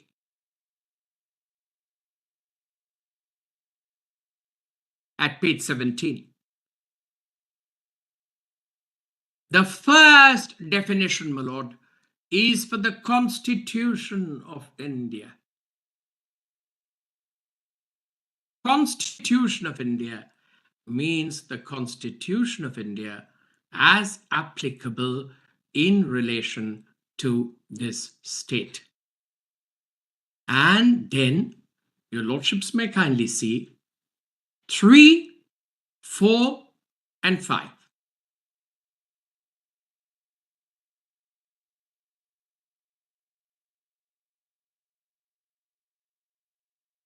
Three is relationship of the state with the Union of India. The state of Jammu and Kashmir is and shall be an integral part of the Union of India.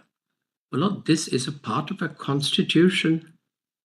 What is the further integration we are talking about? It is an article of faith. It is a parchment of pride. For the people of Jammu and Kashmir, they have set this in the forefront in Article 3, which is called Section 3. by commentators, then please see 4, the territory of the state shall comprise all the territories which on the 15th day of 1947 were under the sovereignty or suzerainty of the ruler of the state. And 5, my lord, please notice 5. The executive and legislative power of the state extends to all matters except those with respect to which Parliament has power to make laws for the state under the provisions of the Constitution of India. But, my lord, under the provisions of the Constitution of India as applied under an order under 371. And, my lord, thereafter, your lordships will notice section 6, sorry. The domain of the Constitution of Jammu and Kashmir was that which was defined by the Constitution of India. Yes. Now, my lord, I'm now saying Constitution of India here meant. Therefore, this was Yes. not that. This was not therefore a constitution which was at par or superior to the Constitution of India. It can't be superior to the Constitution. No, it is not superior. My lord, it's not superior. Nor was it at par with the Constitution of India, for the reason that, look at the two definitions, 2(1)(a). Yes. Constitution means the Constitution of India as applicable in relation to the state. Yes, my lord. Now, where would we find the nature of the application of the Constitution of India to the state of Jammu and Kashmir? Not in the Constitution of Jammu and Kashmir, but in the Constitution of India. Agreed. Agreed, Right. my lord. That is why your lordships are right. Right. Under section 5. Right. Section 5 also. Yes, under the provisions of the Constitution. Legislative power of the state extends to all matters. Yes. Except those with respect to which Parliament has the power to make laws for the state under the provisions of the Constitution of India. Correct, my lord. Therefore, the domain of Parliament to make laws for the state would be defined by the Constitution of India, not by this Constitution. I'm grateful, my lord. Now I'm taking you a little closer to the point that if it meant under the Constitution of India, it also meant the order under 371. That's the point I'm making. And, my lord, that way, there is nothing, in this case, my lord, the two constitutions are, I'm not saying this is superior. Please don't get me ever wrong.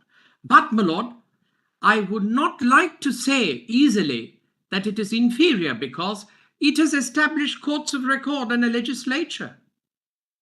It's a constitution, my lord. The Jammu and Kashmir High Court owes its existence to this constitution. The legislature of Jammu and Kashmir owes its existence to this constitution. They have been established, my lord. These are institutions of a permanent nature established under the constitution. Who would My lord, appoint there is no judges to the question High of Court of Jammu and superiority. Kashmir? Who would appoint judges to the High Court of Jammu and Kashmir? Well, that also is provided. The Chief Justice is involved. The Chief Justice of India is referred to. This constitution, my lord, President would refers... appoint judges to the High Court of Jammu and Kashmir. Yes. The President would transfer judges from the High Court of Jammu and Kashmir. Yes.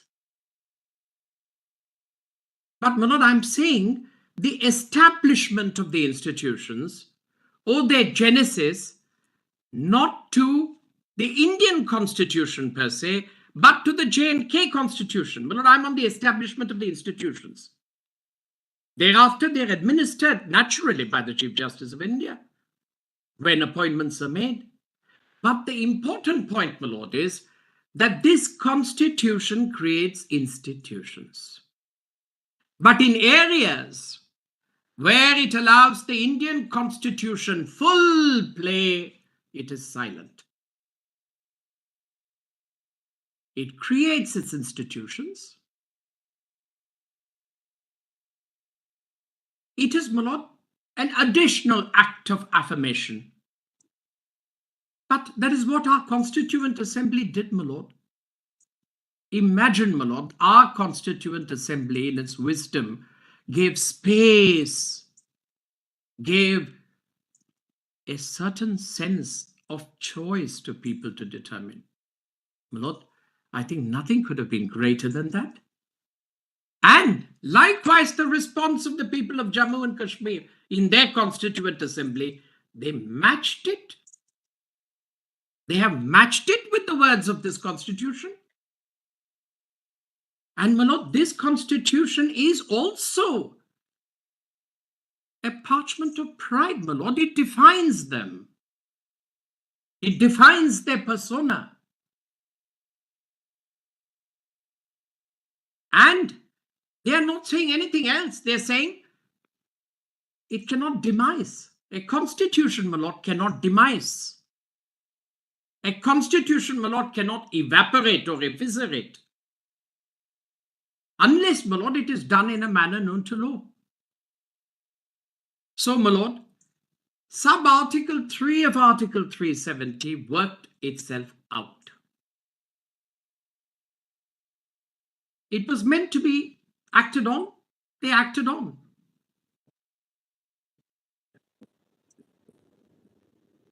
You see,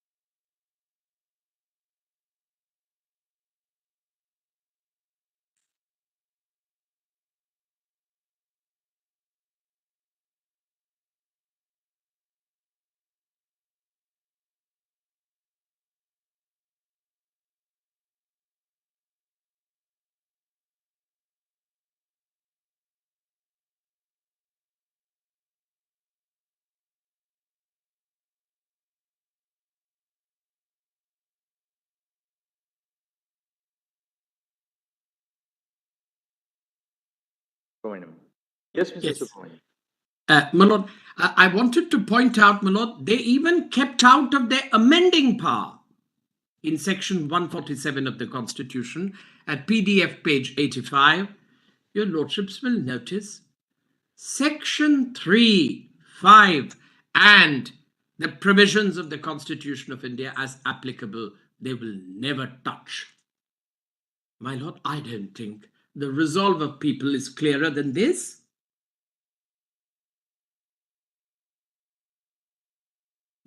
The resolve of a constituent assembly cannot be clearer than this.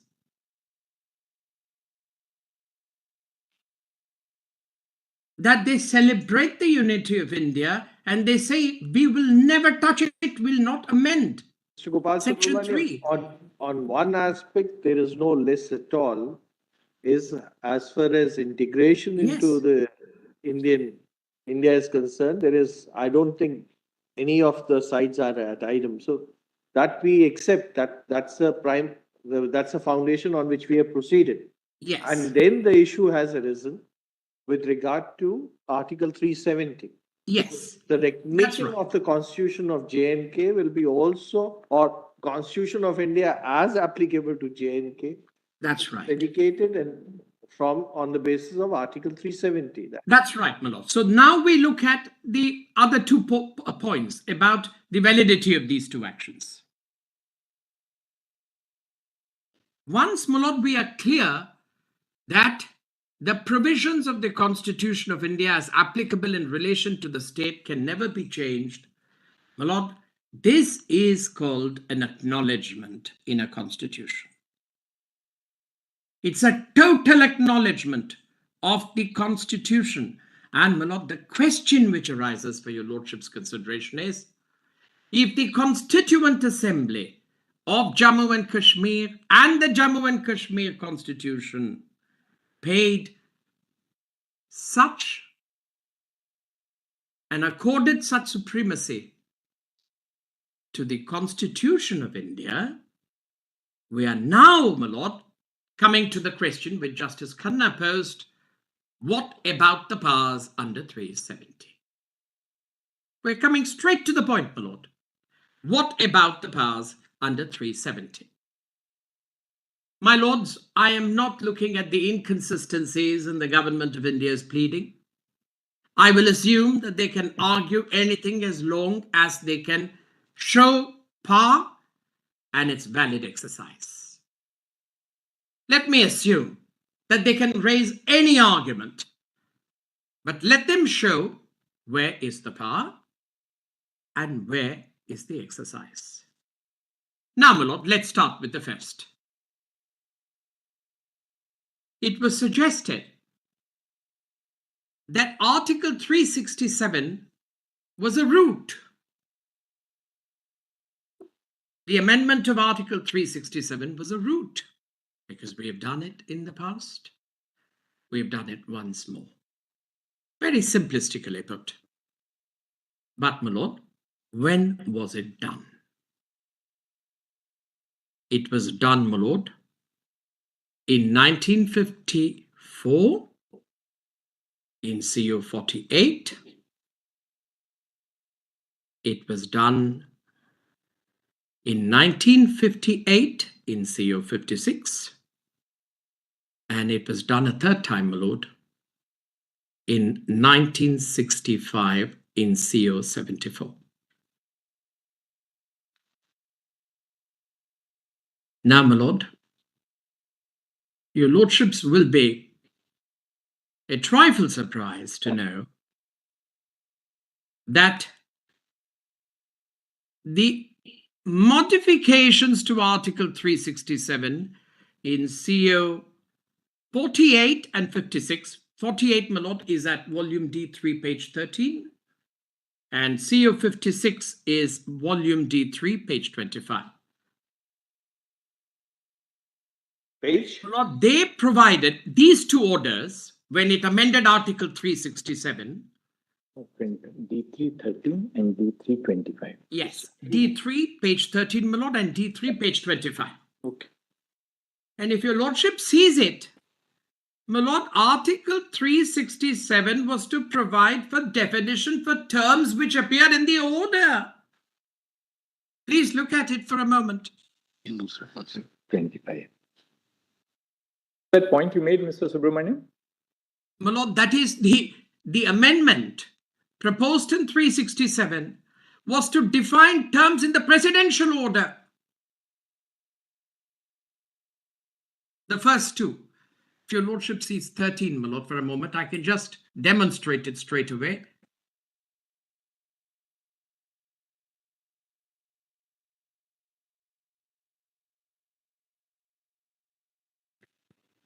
Please come to page 13, my lord, it starts. Please come to 18.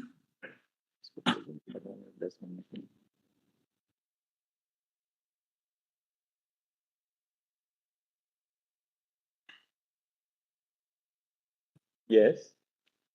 for the purposes of this constitution as it applies in relation to the state of Jammu and Kashmir, references to this constitution or to the provisions thereof shall be construed as references to the constitution or the provisions thereof as applied in relation to the said state. And your lordships will find references to a high court shall include references to the High Court of Jammu and Kashmir. Reference to the legislature of a legislative assembly shall be construed as including references to the Constituent Assembly of the said state. And, my lord, likewise, the 58th order, CO 74 of 1965, my lord, please take the dates. It's a little important. The 1965 order was preceded, my lord, by the J&K Amendment, Constitution Amendment Act.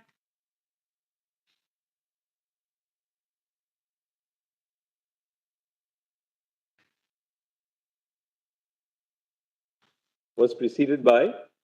It was preceded, my lord, by the Constitution Amendment Act of 1965, my lord, that was enacted on 10th of April 1965. Sixth Amendment Act. And, my lord, the CO 74 in Damnu's case was issued on 24/11/1965.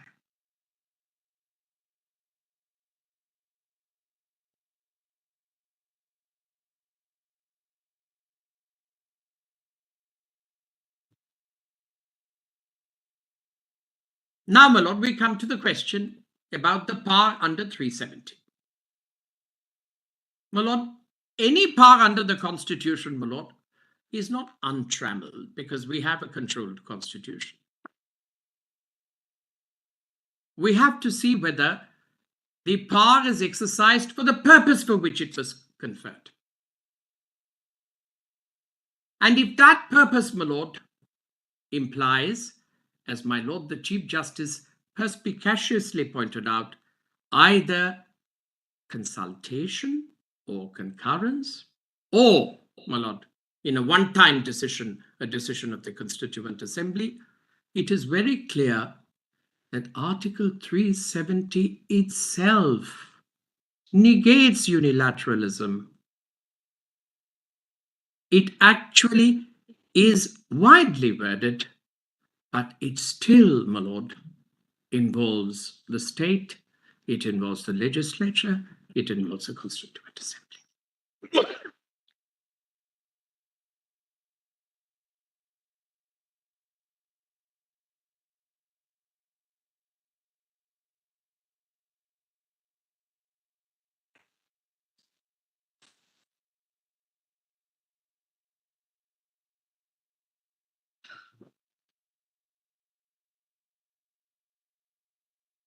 Mr. Sybil, my lord, is perfectly right when he says that those who have actually lived by the sword of the proviso and have taken recourse to Article 367, they must actually be tested on that basis.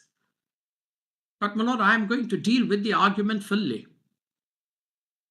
But I'm going to put it in very simple words.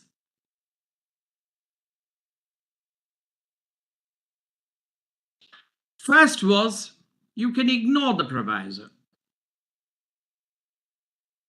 Second was, what is this word recommendation? It's a recommendation. You are the ultimate. You're the president. But, my lord, recommendation of a Constituent Assembly in a context in which that word is placed in sub-article 3, my lord, tells us that it is a condition precedent. Gopalaswamy Iyengar definitely called it a condition precedent, but, my lord, on principles of constitutional construction, you would be justified in interpreting it as a condition precedent, which means, my lord, if that condition precedent was not satisfied, the power was unavailable. This is not a normal proviso. And my lord, marginal notes with great respect. After Keshavananda Bharati, all the learned judges said it doesn't control a constitutional provision. But I'm starting, my lord. Yes, we thought it was temporal. But by the will of people, it became a mainstay.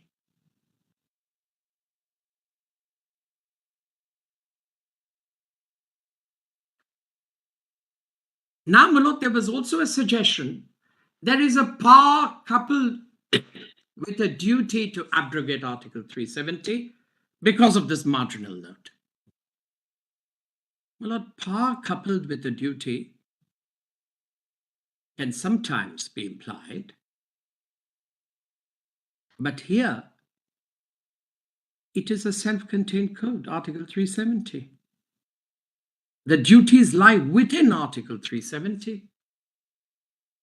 The assumption of a duty, my lord, outside the Constitution is never permissible. Mr. Subramaniam, I think we have given you sufficient time in a rejoinder now. Yes, my lord, I'm quickly galloping. Yes. My lord, I can't look galloping, but I'm galloping. I'm galloping, my lord. I wouldn't necessarily, my lord, inflict on you a little more than needed. No. My lord, I'm only referring to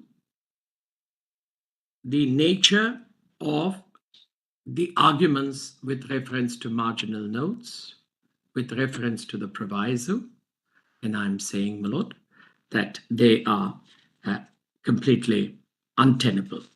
But, my lord, there is also something which must be brought to your lordship's notice. There was this 1952 agreement. We all had a summary. We were looking for something more authentic.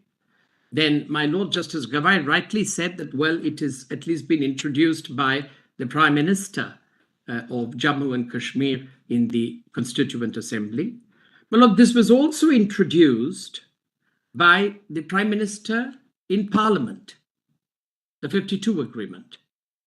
And your lordships, I'm just giving the pages only the pages. It is in volume D9. The relevant pages are 53, 54, D9. My lord. These are parliamentary debates, 53, 54, 55, and 96. Now, my lord, I come to Parate's case. These are the parliamentary debates on? On, my lord, the 1952 agreement. There was a motion. It was brought to the House, my lord. It was discussed before Parliament. And of course, my lord, it's a pretty long speech, but the Prime Minister spoke about this agreement, and they seemed broadly at item with what Prime Minister of Jammu and Kashmir said. Now, my lord, we come to 2 points, and I'm finished. Article 3, Babulal Parate.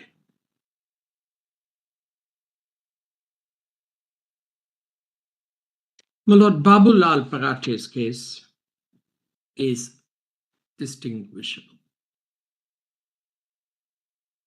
That, my lord, is to be found in Case Law Compilation 6 at page 124. 124. Yes. And what is significant, my lord, is Justice Das says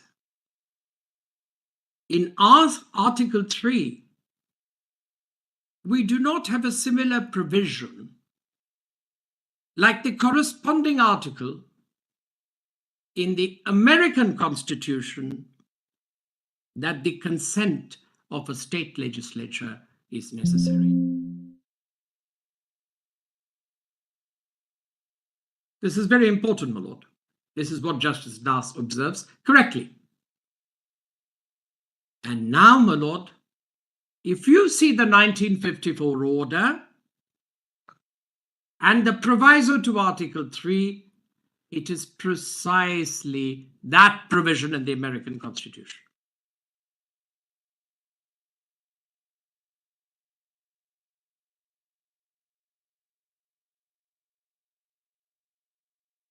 You are at page? Page, my lord, 121 at 124 in volume C6. And then, my lord, I now deal with one point quickly, which is privy purses. My lords, there is no analogy between privy purses in this case.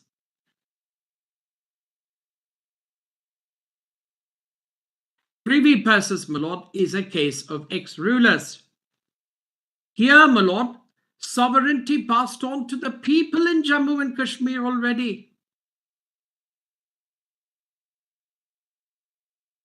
And even the judgment, which has been relied upon very heavily, my lord, which is Raghunath Ganpat Rao's case in volume C7, 537 at 562, my Lord Justice Pandian speaks glowingly about one basic feature of the Constitution called political justice, political rights. Political justice and political rights, Justice Pandian says, has not been touched by the Constitution 26th Amendment. Well, on that very passage, I rely upon to say, in our case, what we are dealing with, my lord, is not only the Constitution, we are also dealing with the class of rights which have been guaranteed to people in Jammu and Kashmir, both under the Indian Constitution and the Jammu and Kashmir Constitution. I would therefore, my lord, respectfully submit that the outcomes of integration, my lord, have been achieved. We may have different perspectives on it, my lord, but we are now only dealing with the validity. And my lord, 356, with very great respect, my lord, is never intended to use for the purpose of usurping state legislatures as bodies ear nomine by Parliament. No, my lord, it cannot be done. That notional vesting of power, my lord, is limited for a small purpose under 356.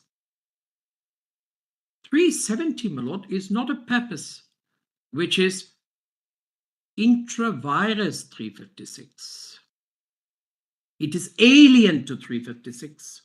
And in any event, my lord, 370 says, notwithstanding anything contained in the Constitution, which gives it a certain degree of immunity.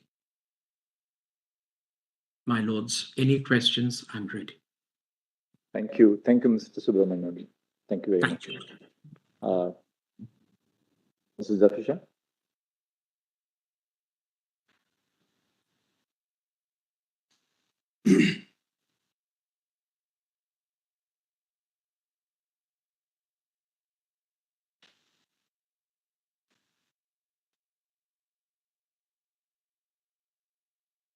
May it please the Lord.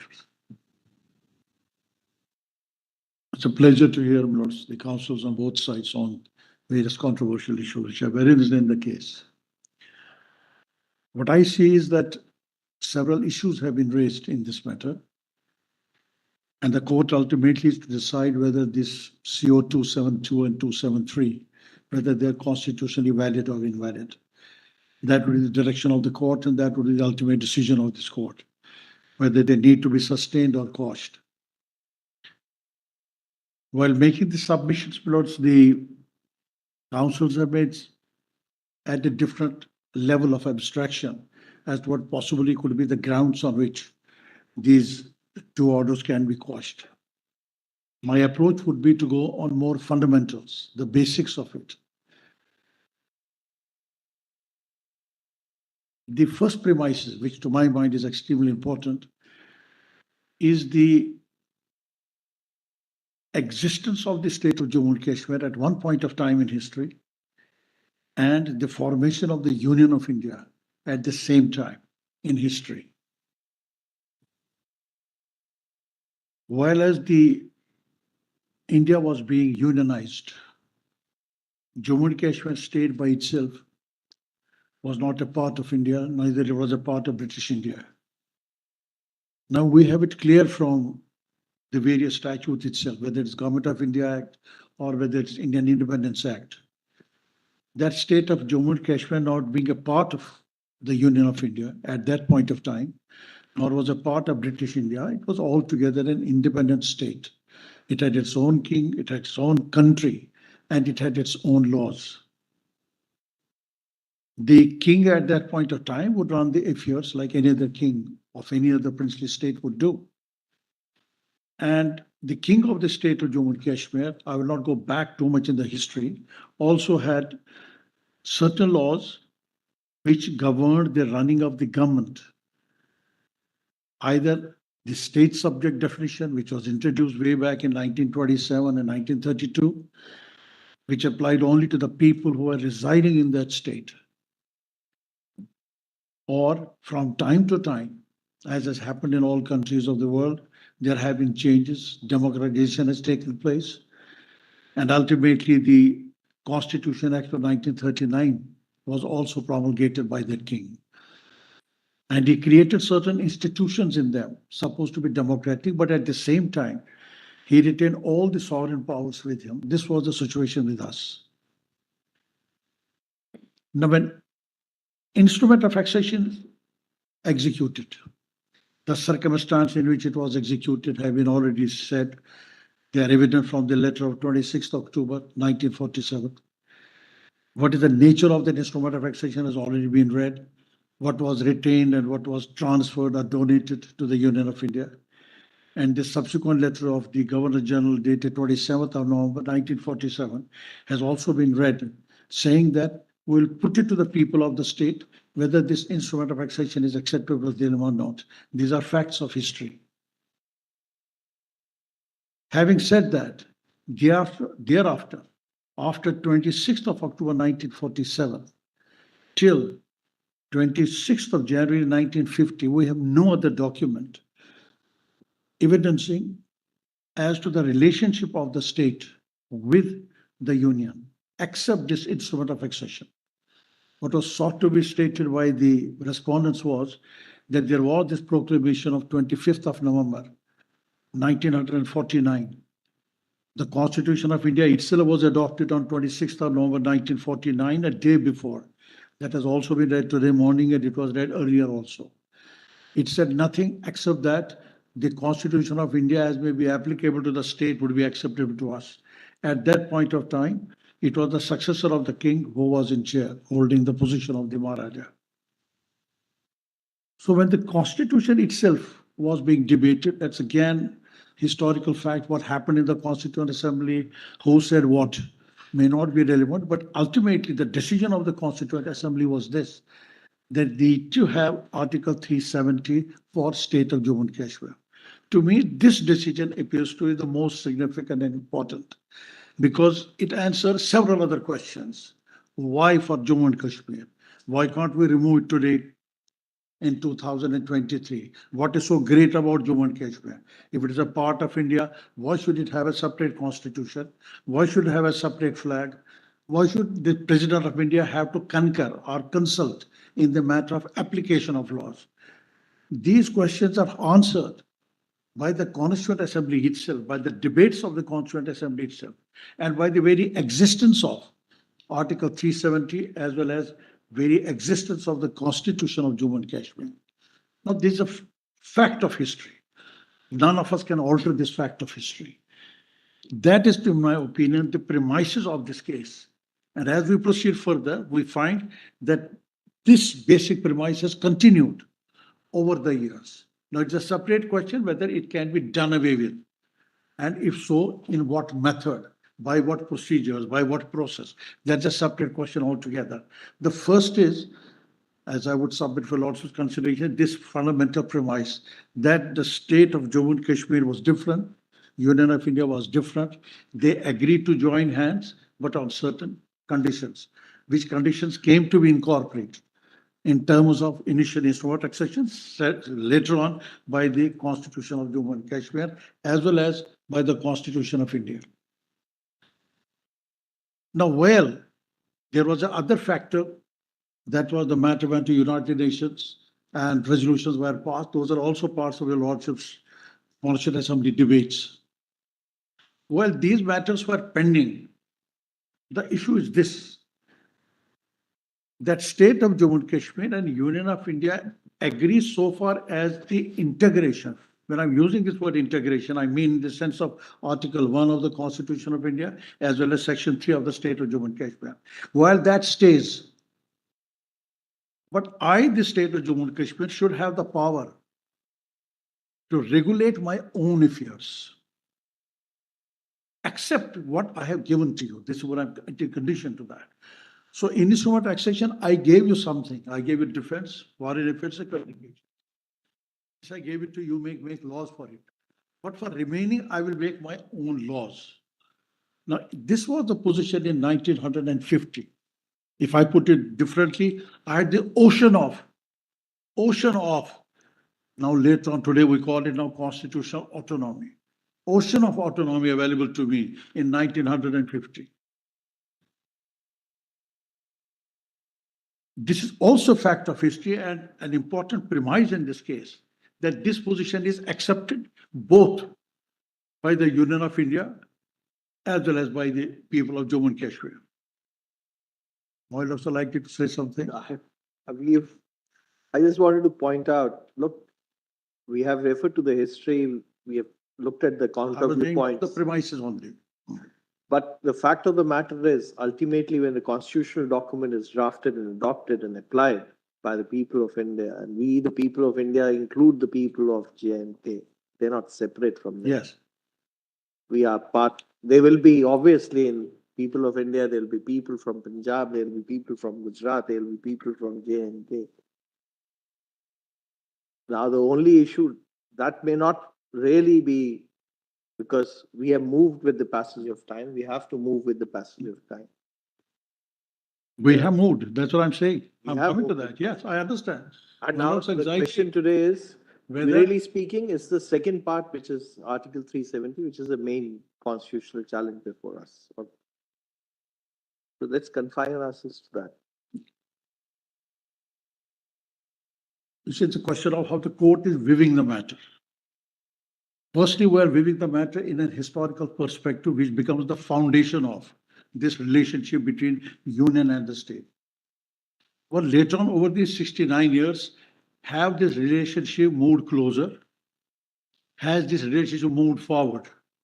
And whether there is any possibility in 2019 that we could have done away with the relationship in a sense that Article 370 would go, Constitution of Jammu and Kashmir would go. Have we reached that stage or not? That I will indicate a lot. We'll continue after lunch, but at lunchtime, the remaining council may please ration out time so that we are done by 4 o'clock this evening.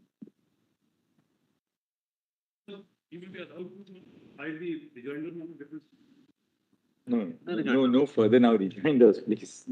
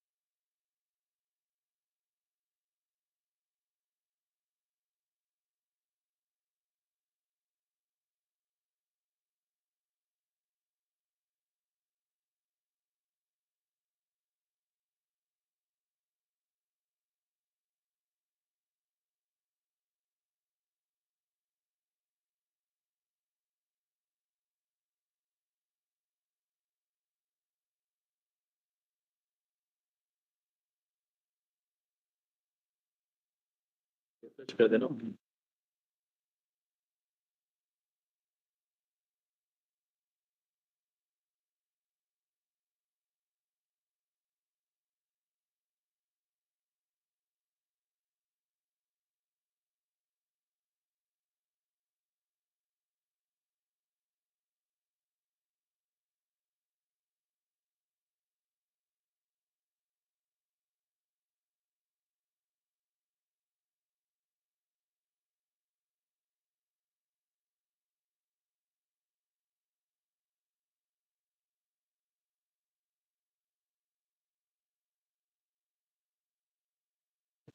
check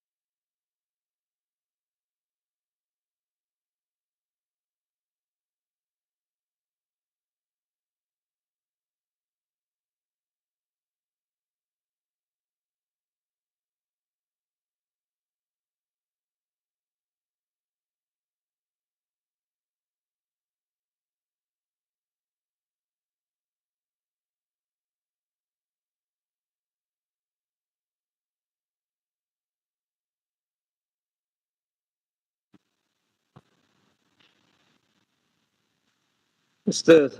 Zafar Shah suggests that if you can formulate your points now that we are in the rejoinder, so that the others also have a look in. Point number one, Manoj. Yes. My notes of your submissions this morning end with an ocean of autonomy, which I found very interesting a phrase. So I put it into inverted commas. Manoj, my first proposition for the Lord's consideration is this, which I said earlier also, and somehow there were different views on that. That's after the execution instrument of accession. Where did the sovereignty go? That's a very important point we want to make. Yes. Where did the sovereignty go? So how will you formulate it actually? Yes, that's what's one of the issues involved in this case, because respondents. So we'll say argument that is the different. instrument of accession did not result in a loss of sovereignty for whatever reason. Now, what are those reasons? Let's just formulate them. I'm not going to the reason. I will only cite the judgment of this court. All right. That's AIR 1962 Supreme Court 1288. AIR 1962 Supreme Court 1288. That is Prem Kumar Deb's case. There's also in your lordship's documentation, rather in this case compilation. Right.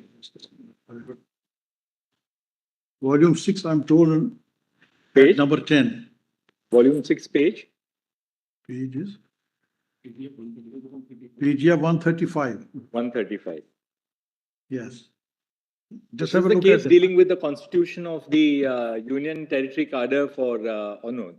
Yeah, there was some grant or something. What's important is that they go into this question when only instrument of accession is executed. That's all. No merger agreement, no supplementary agreement, nothing of that sort. What is its legal status? They categorically rule that the sovereignty will continue to vest in the ruler. This is what is in this judgment.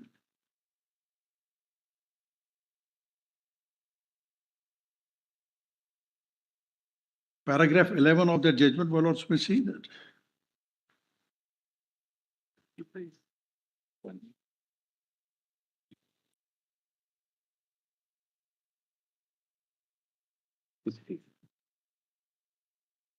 Paragraph 11 of the judgment. I'll have read it, but I don't want to waste time. Because Yes, you have read I'm it told already. by my colleagues. Yes, yes. There's 11 expressly rules that. So on that basis, I'm saying, because earlier my lord's views were slightly different, in particular Justice Khanna's views were different. So I'm just citing the judgment, the constitutional bench decision, saying that the You said 135. paragraph 11, PDF page 135. PDF is what? Which volume? 135. Volume 6 said. Volume 6. Volume 6. Okay, I did volume 11. Shah, these are Not just read it, questions and read it. queries. These are just questions and queries, just like you, this side, other side.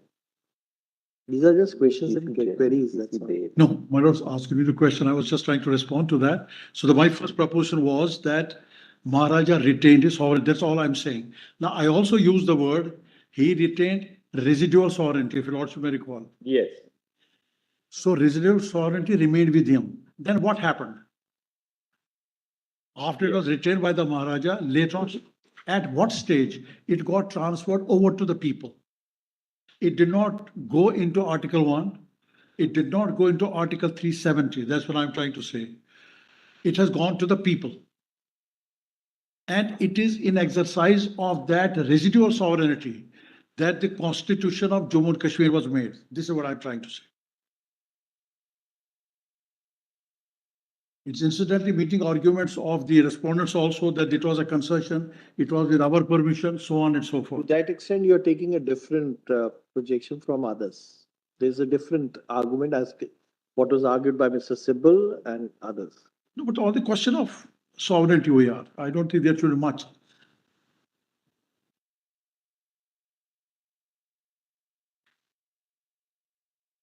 And it begins with the expression, we the people of state of Jammu and Kashmir. That should be enough to indicate that it is by itself an independent, separate constitution.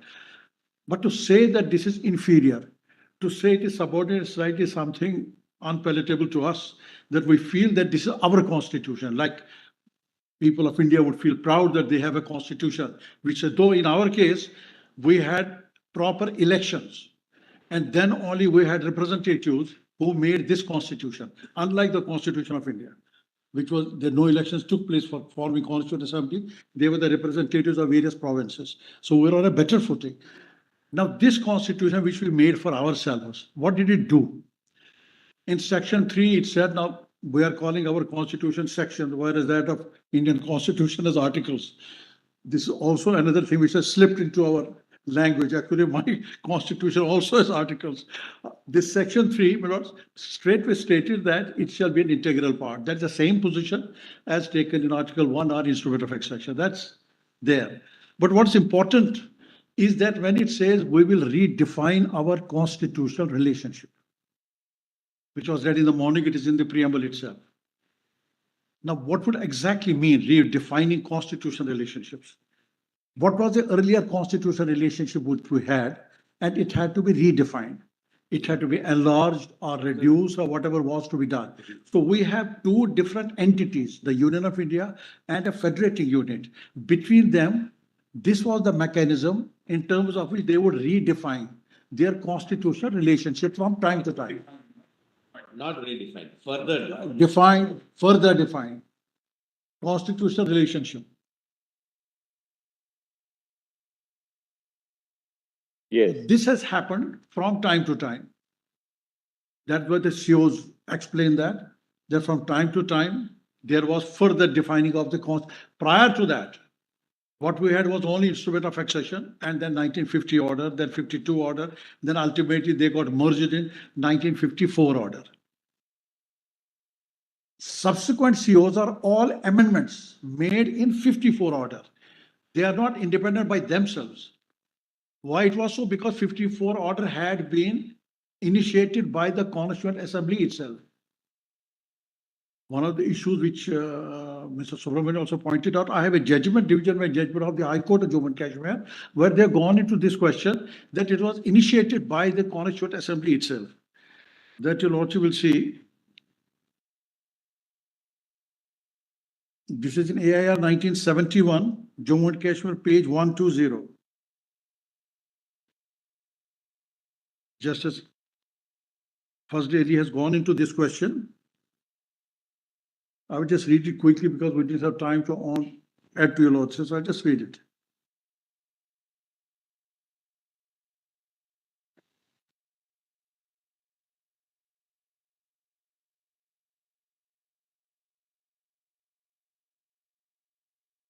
So I read it for lordship convenience. May not lordship may not have a copy of it. Yes. It simply says, I, Yuraj, do hereby direct as follows: a Constituent Assembly consisting of representatives of the people elected on the basis of adult franchise shall be constituted forthwith for the purpose of framing a constitution for the Jammu and Kashmir. This was published in Government Gazette on 1st of May 1951. In obedience, this is court finding. In obedience to this proclamation, a Constituent Assembly was convened for the first time on 5th November 1951, as mentioned by petition para 13 of the amended petition. On 15th February 1954, the Constituent Assembly passed a resolution adopting the report of the drafting committee and the annexure thereto, and thus by doing so, the Assembly gave its concurrence to the application of certain provisions of the Constitution of India to the state in the manner indicated in the annexure. The resolution of the Constituent Assembly may be quoted thus. Then they quote that following Government of India. Now, this only leads to the conclusion that the process was initiated by the Constituent Assembly itself, forwarded to the Government of India. The President accepted this, and then 1954 extension order was passed. This gives the source, the history as to how this 54 order has come into existence. Yeah. After this comes into existence, then follow the later on, as many as in all, 54 constitution application orders have been passed. Out of them, this one is by the Constituent Assembly. Remaining others are by the government of the state.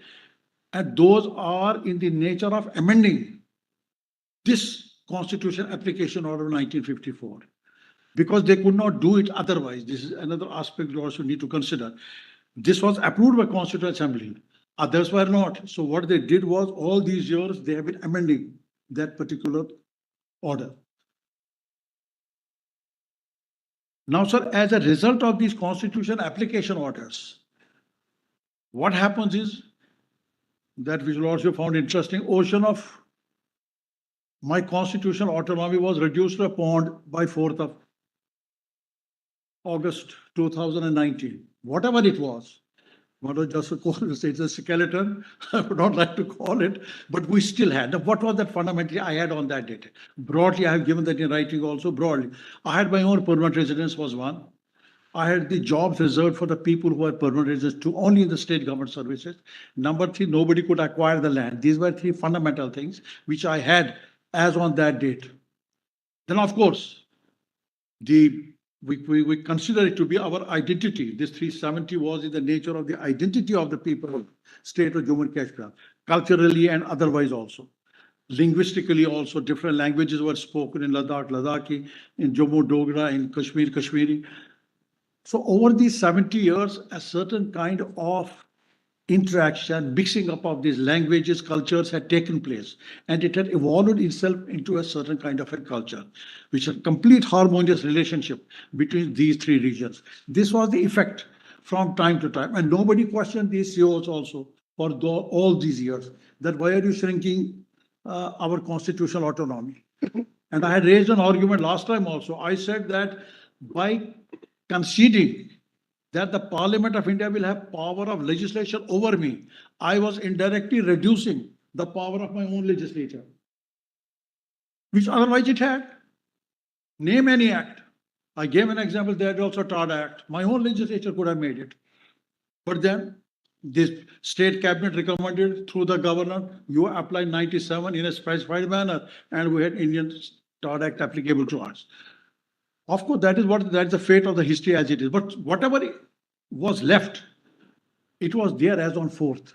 Now, when you take this decision, what is to be done on now 4th? Somebody took the decision that we want to get rid of it. Why should we get rid of it? That I still don't understand. Why can't the Union of India accept there can be two constitutions? Why can't Union of India accept that it's a kind of a federation in which there can be two constitutions? There are examples all over the world where there can be two constitutions. It is not this solitary case in the world. Why can't that fact be accepted? Third, when you accept that you are an integral part of it, yet you have this constitutional autonomy between total integration, total merger, and some space between the state and them for historical reasons, not of its own, for historical reasons. That's an important part of it. So therefore, there were some problems, some circumstances, rightly said by respondents themselves, there were circumstances, situations in which it was felt by whom? By both the leaders of Union of India as well as the leaders of Jammu and Kashmir to provide this space for this autonomy to the people of the state. We're not going to the why this autonomy was given, but the fact of the constitutional position that this autonomy was given to us. And this autonomy could be taken, as all the councils have correctly stated, by concurrence, by consultation. You could take it away from us. We had to concede. We were on the giving side because it was with us. We had to donate. We had to surrender our power. The Union of India had not to do anything. It had promised only what was in the constitution. List 2 would apply to you, that is all. There was a promise not specifically to speech of Jammu and Kashmir, but all the states in India. That is how the constitution was framed. But so far as our constitution is concerned, we had to donate from time to time this power to Union of India. So both had to agree. Now take a look at 370 by and large. I'm not reading because time is less. Because 370 talked of three things. One, you need consultation, concurrence, and recommendation. 3 words are used. This is one side. 2, who are the institutions involved? You have the President of India, you have the government of the state, and Constituent Assembly. 3. All the provisions will also, which only 3 authorities are involved. But this government of the state is further requiring, in terms of the explanation, that it means a person who is recognized President of India, who has aid and advice of the Council of India. I lay emphasis on this, that this is a mandatory, indispensable part of Article 370 that you have to have in all situations. 356 or no 356. You need to have aid and advice of the Council of Ministers. You cannot make any CO without the consultation, without the concurrence of the Council of Ministers. I'm laying emphasis on that part. Yes, sometime back there have been out of 54 constitutional application orders, there were about 6 of them which were passed when state was under governor's rule or president's rule. But our stand on that, they were questioned. Before this court, I am told that some writ petition is pending. They were questioned Jammu Kashmir High Court, the things remain. People did question them. Of course, they did not reach the logical conclusions. But at the same time, I must say that if they are unconstitutional, they can be questioned at any point of time. Law of laches does not apply to when the statute is unconstitutional or any action is unconstitutional. So even today, when we see this constitutional application of 2019, and we are questioning that, so we are free to question that on the basis that it was done without Council of Ministers being in place. This is the crux of our argument in this case. That's why I said earlier that let us go to the fundamentals. That the fundamentals in this case are this: number one, that for this kind of change, which was made, it is not relatable instrument of accession, therefore consultation was not required. Concurrence was required. It is a mandatory requirement of 370, number one. Number two, the definition of the government given only for purposes of 370. I must make little digression here. We have government of the state under the Constitution of Jammu Kashmir. And we have a far better provision there. That is section 35, which says, sir, that the governor will act only, the word used is only, on the advice of the Council of Ministers, which was not, you also will not find it in the Constitution of India at all. That way, how better our Constitution is. What your lordship is ruled by judicial decision, that the advice of the Council of Ministers is binding on the President. Our Constitution already way back in 1957 contained this provision that you should only act on the aid and advice of the Council of Ministers. Now, what do you do? So it means that the governor could not act without aid and advice of Council of Ministers in our Constitution. And here in this case, the governor acts. Fundamentally, apart from the other jurisprudential basis of the submission which have been made very at a different level, fundamentally, could they do that? Could the governor at that point of time do that? Now see more additional reasons. At that point of time, I was under 356 President's rule. What is its effect? Leave the 356, or what does it contain 357? My legislature is not my own, it is taken over by Parliament. My governor is not my own, his powers are taken over by the President. My government of the state is not my own, it is taken over by the President. All this is taken over by the President. Then in terms of 370, who gives concurrence? And who accepts that concurrence? We have a judgment of this court saying that when 356 is there, the powers are taken over by the President. How does he act? The President will act on the basis of the advice of the Council of Ministers, and this Council of Ministers is like the cabinet of the state government. If this be the correct legal position, it all means all is rolled into one, that is President of India. So it violates on the face of it the text, the requirement of Article 370. Forget for the time being, of course, without prejudice to what brilliant arguments have already been made, without prejudice to them. How could the President of India, when 356 is in operation, act on the advice on the recommendation made by Governor of Jammu and Kashmir, which governor had the status only, some, your lordship, some decision describing as an agent of the President during 356, or some judgment to say that he acts as the President. In either of the situation, he is not the governor who has aid and advice. So for purpose of 370 and for purpose of other functions of the government, I respectfully submit there is a difference between the two. Specifically for 370, you need Council of Ministers. I'm not able to conceive of a situation where there cannot be Council of Ministers. That's the third thing. And the fourth thing, which is very important, is this, that you have applied 367 and modified it and applied it. Now, for the consideration of my Lord Justice Khanna in particular, my lords have been observing. What do you think of 3(1)(d), where you apply constitutional provision with modifications and exceptions? I'm saying something else. You first applied 367 by virtue of 3(1)(d). You applied that to which provision? You applied that to subclause 3 of 370. Subclause 3 says, notwithstanding anything contained herein above.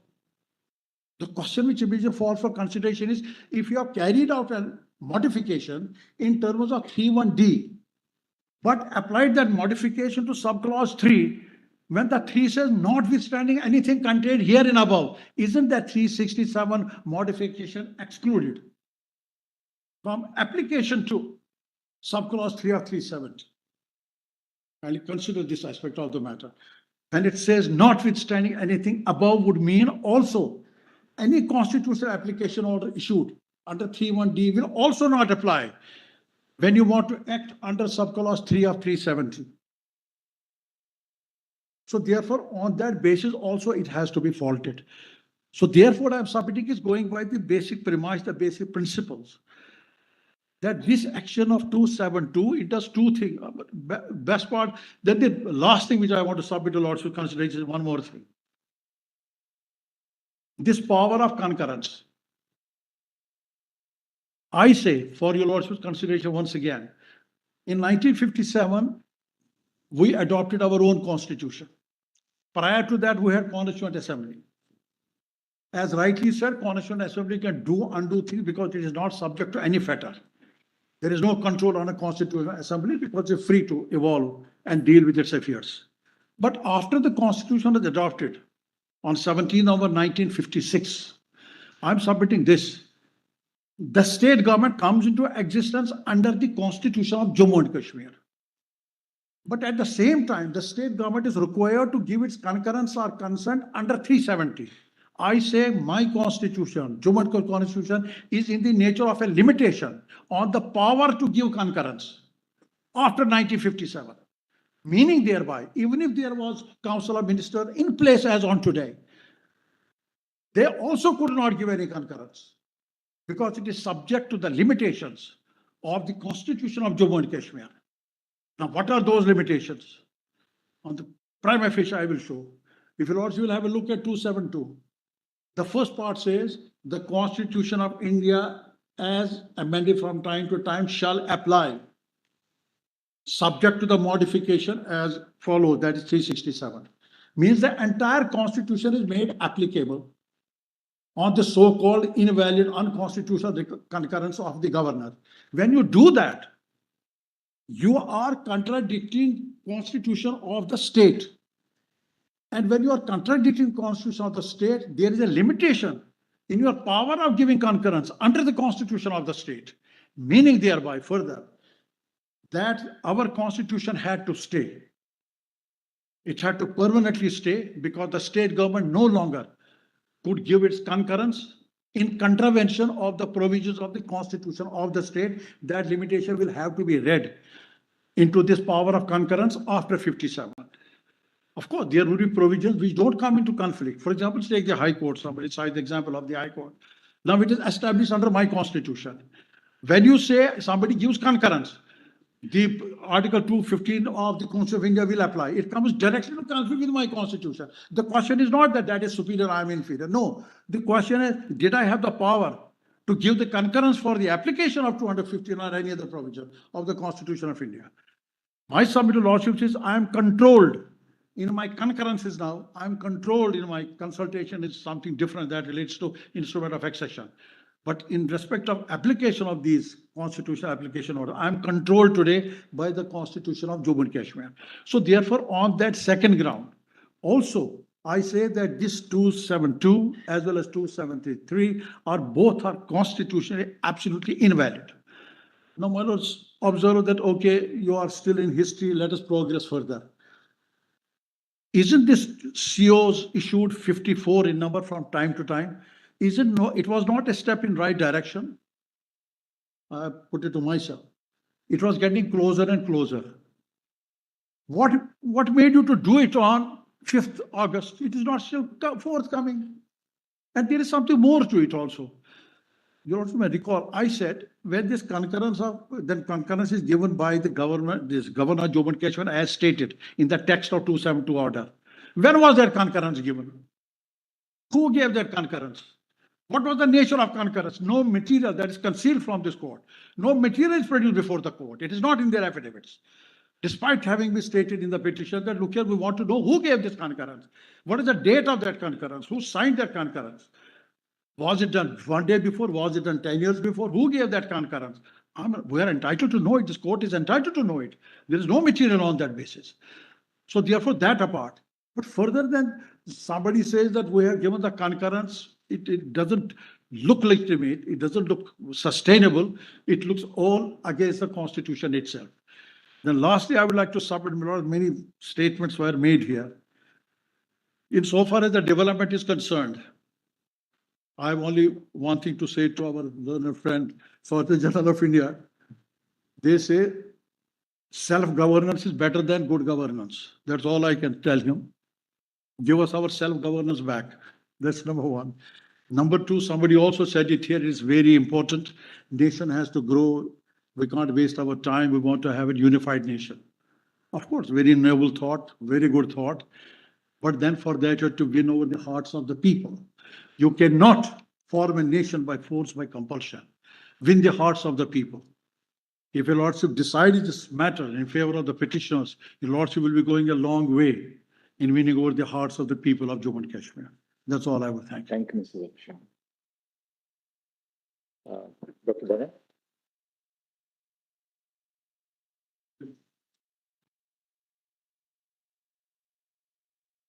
Just a minute.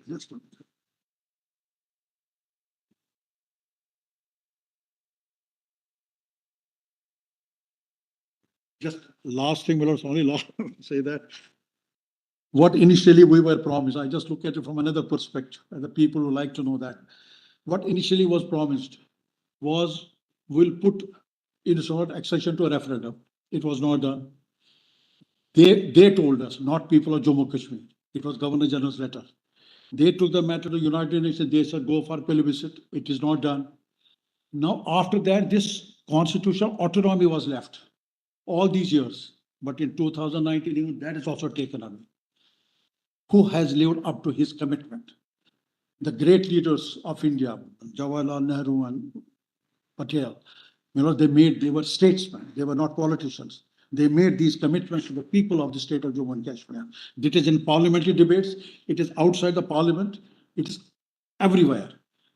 But now today, since there are no statesmen left, we have politicians. Decisions have been taken. People feel betrayed. That's all I can say. Thank you.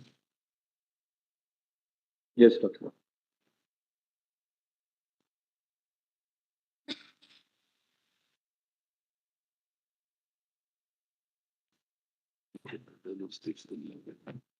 Lord, I have 5 arguments.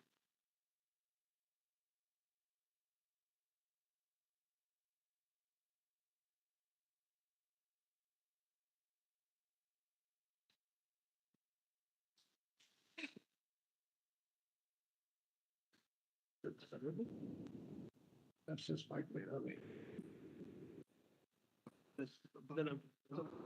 He sent messages from me. Go ahead of me.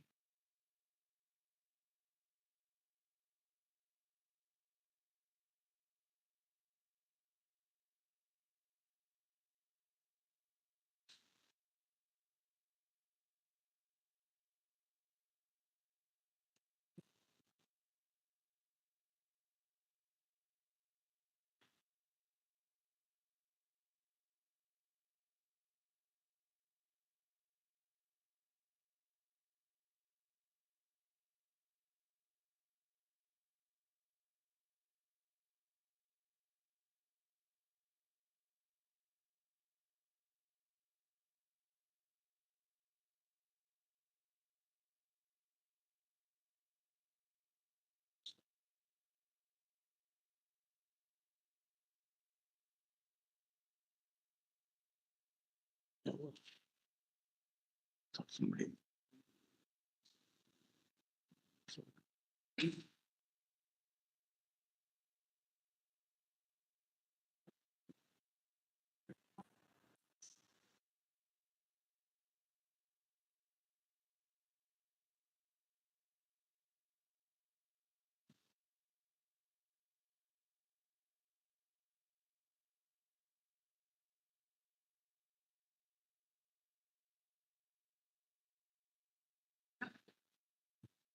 May I please?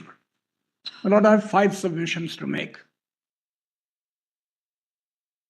The first relates to the temporality of Article 370 and its interpretation, and how it impacts on CO 272 and 273.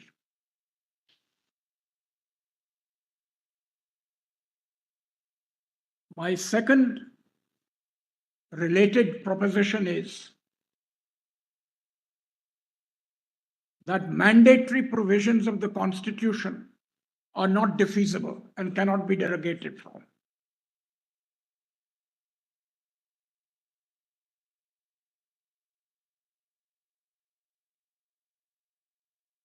The third is, my Lord, the basic structure argument, which has 2 aspects, my Lord. Firstly, basic structure is a constitutional limitation.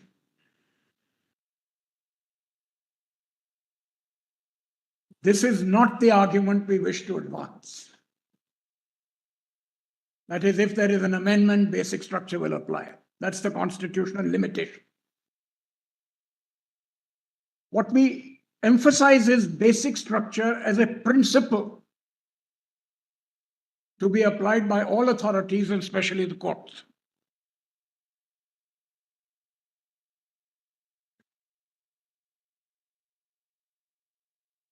The fourth, my Lord, argument is the location of sovereignty and the constituent power.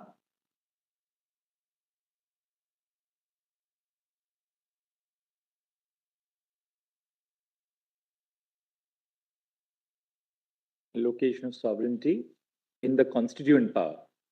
No, my Lord, the location of the substitution of a statehood, my Lord. Sorry, the fourth one. Sorry, my Lord. How did you begin the fourth proposition? I perhaps didn't take it correctly. The sovereignty proposition, my Lord. Yes. How do you begin? Did you say location of sovereignty or? My Lord, I'll explain that when I come. No, but just as a head, what would you like us to take? Broadly speaking, my Lord, the argument is this: that generic basic sovereignty lies with the people.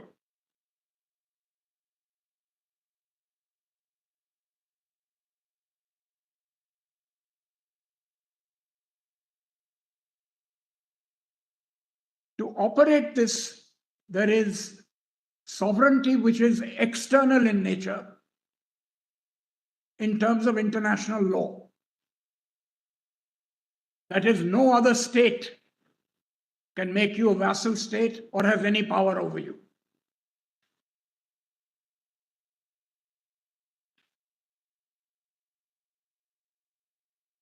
And the third, my Lord, is after the Constitution has been enacted, where does the constituent power lie?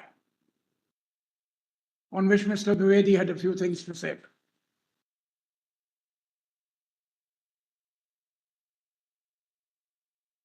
And the fifth argument, my Lord, is the substitution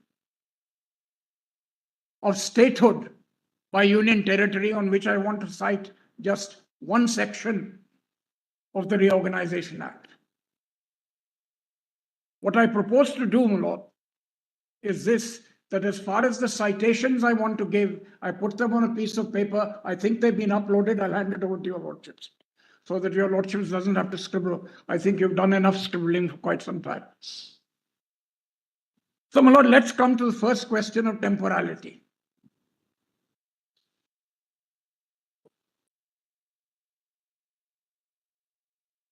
We've done our share of scribbling too, my Lord. Let's come to the question of temporality, because that goes to the real issue before your court, Lordship's court. What does temporary mean in 370? The Chief Justice pointed out that when you contrast it with 269, where it says 5 years, therefore certain conditionalities have to be met. If those conditionalities are met, then at that particular point in time, the temporariness goes. Now, what were the conditionalities, my lord, that were available as far as 370 is concerned? There were two sets of powers in 370, which were assigned to the Constituent Assembly. The first power was to reject the constitution-making process completely. That is 370 subclause 3. This is a power that the Constituent Assembly did not exercise. CO 44. CO 44, my lord, where this power was used, it did not exercise this power to abrogate the constitution process completely. The second, my lord, conditionality was to fulfill its task of making a constitution.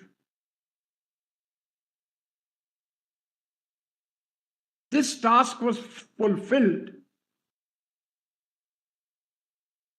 in 1956 and came into effect on the 26th of January, 1957. So both temporalities, my lord, exhausted themselves in 1957.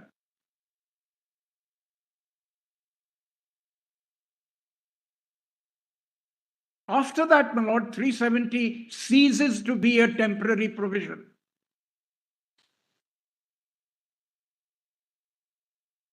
I'm not saying cease, which has been argued on this side by one council, that it ceases to exist. I'm saying it ceases to be a temporary provision.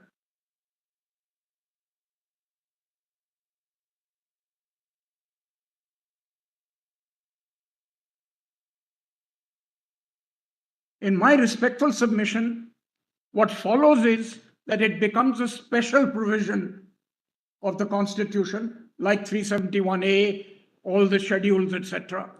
So 370 would be read, my lord, as a special provision, just like the other special provisions that you find in 371A onwards, or the many provisions that you find giving autonomy in the 6th schedule, which is such a vast schedule of autonomy, because by this time, autonomy was attained by the JK Constitution.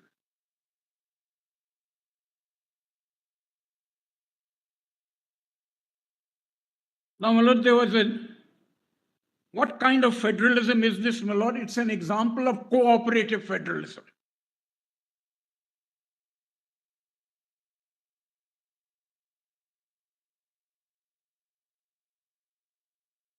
Where two powerful democratic forces meet and decide on the fate of a particular area of the Constitution. One powerful democratic force came from the people of Jammu and Kashmir themselves in the antecedent discussions, as well as through the Constituent Assembly. That is, a powerful democratic movement had to be taken into account. The second, my lord, is democracy had to be preserved as part of cooperative federalism. Hence, to make it a balanced cooperative federalism, we find the words concurrence, consultation, recommend. These are methods of cooperation in a cooperative federalism. And they're writ large in the 6th schedule as well, my lord. I've taken your lordship through that. I won't do it again. Now, my lord, the argument on the other side is that it remained temporary for 60 odd years.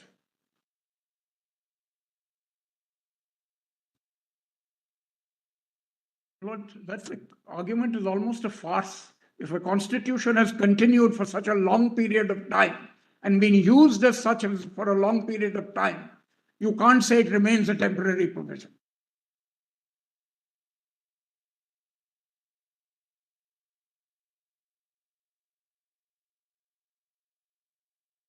What is left of 370 is just 370 subclause 1.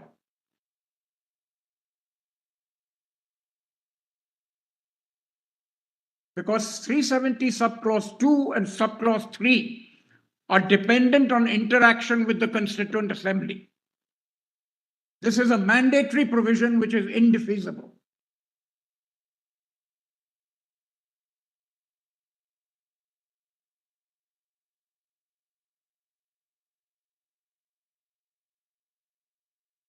Therefore, my lord, when I say a special provision survives, my lord, in the spirit of cooperative federalism, it is 370 subclause 1. The rest, my lord, because the Constituent Assembly has completed both its tasks or conditionalities, one in not going the non-constitutional route or going the constitutional route as the case may be, nothing survives in 370 subclause 2 and 3.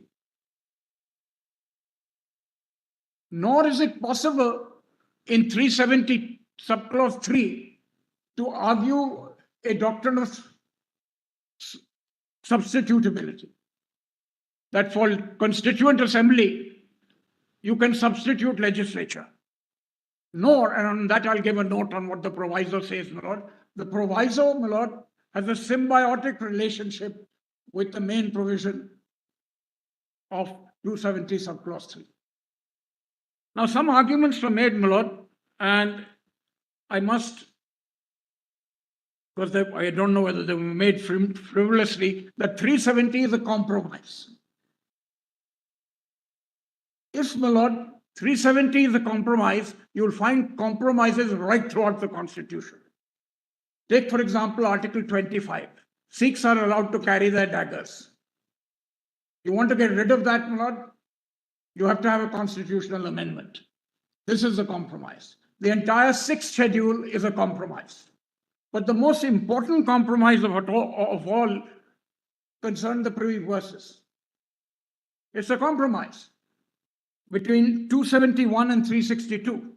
They said, all right, you've surrendered everything. By way of compromise, we give you a privy purse. And what do the two judgments, my lord, on these two say? Madhav Rao Scindia is clear, along with the other judgment, to say, if you want to take this compromise away, then you must amend the Constitution. Therefore, any compromises that are there in the Constitution, my lord, follows from a very important insight, my lord, of Fali Nariman's, that if today we were asked to make a constitution, we would not succeed. It's in one book of mine published 2 years ago, but that's a different matter. Israel was never able to come to terms with getting a constitution through because it could not evolve by compromise anywhere. New Zealand did not initially have a constitution of its own. It couldn't come to terms. So as far as compromises are concerned, they are writ large across. That is the process of constitution making, to accommodate the largest number of views and come to a compromise.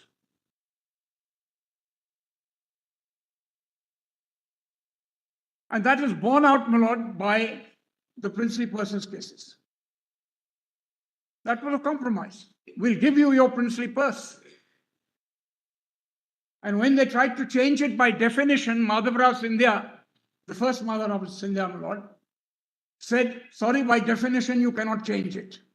This is, in fact, a compromise which is embedded in the Constitution 271 and 362. It is only after the amendment was made that the compromise was set aside as a part of the constituent power. Now, my lord, I want to test this particular argument. One argument has been made, my lord, with the second argument that I want to advance is non-derogability of mandatory provisions. And then we will test this against 272 and 273.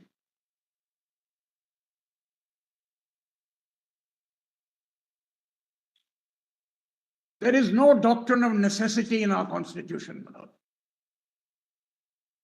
There is a doctrine of constitutionality, but no independent doctrine of necessity. It is about the most dangerous addition that one can make to any constitutional process, where you say, because of necessity, we could not follow your mandatory provisions. Your lordships have held that even directory provisions must be complied with to the extent possible, but we're not there now. We're on the question of mandatory provisions. Now, as far as 272 and 273 are concerned, my lord, one argument that I want to enlarge on the basis of what Mr. Gopal Subramanian said, my lord, kindly have a look at 152.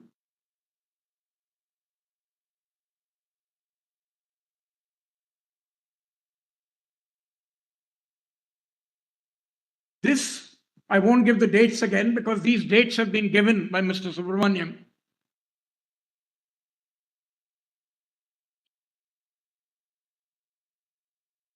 In this part, unless the context otherwise requires, the expression state does not include the state of Jammu and Kashmir.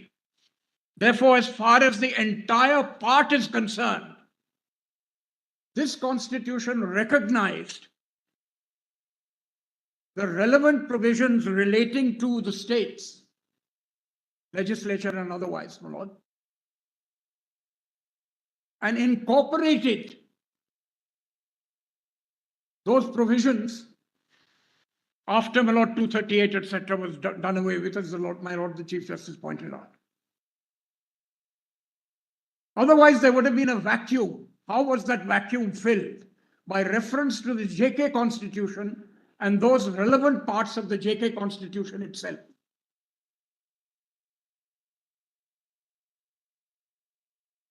Then, my lord, if your lordships will kindly come to 308.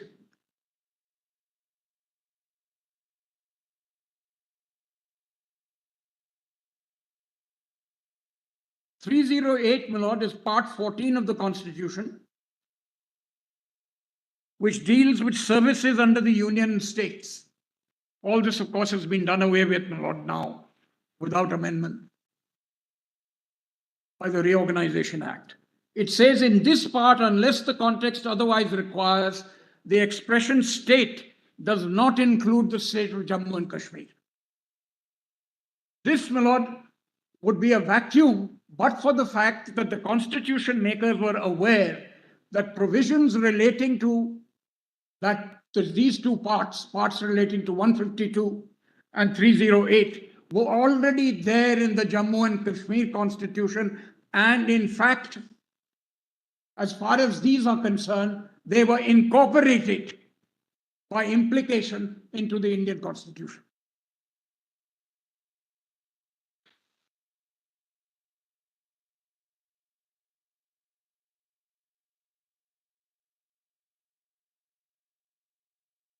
Now, my lord, on the basis of this, let us just test 272 and 273.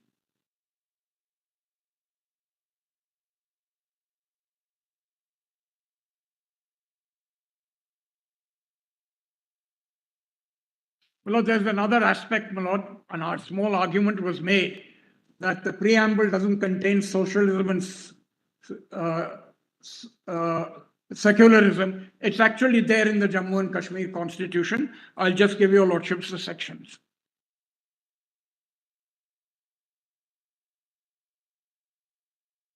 No, just give me my black volume.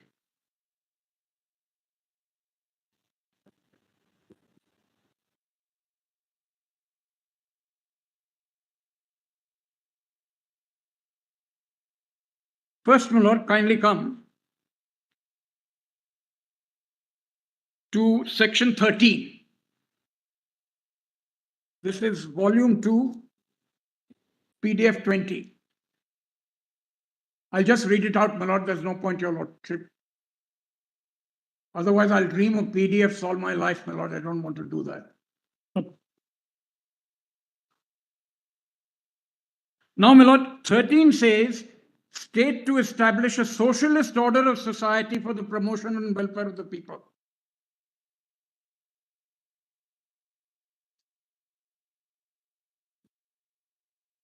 Long before it came into the Indian Constitution, what was the necessity of amending the preamble? Then, my lord, if your lordships would kindly come to section 20, compulsory education. The JK Constitution says compulsory education in certain cases and reflects those educational provisions in the directive principles. And the third, my lord, is section 25, the duty of the state to foster equality and secularism. So it was no great omission, my lord, as far as the JK Constitution was concerned, as has been pointed out. Now, my lord, let us come to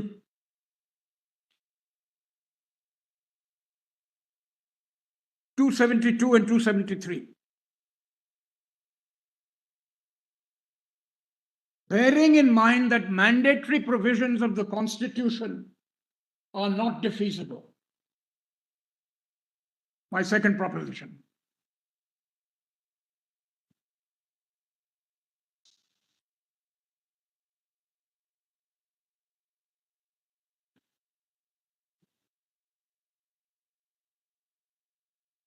Now, my lord, one thing that I forgot to mention when I mentioned 152 and 309 of the Constitution that says it shall not apply to Jammu and Kashmir is it was done by this amendment of the Constitution in the 7th Amendment. Therefore, if any change had to be made, it could only have been done by the constitutional amendment and not otherwise.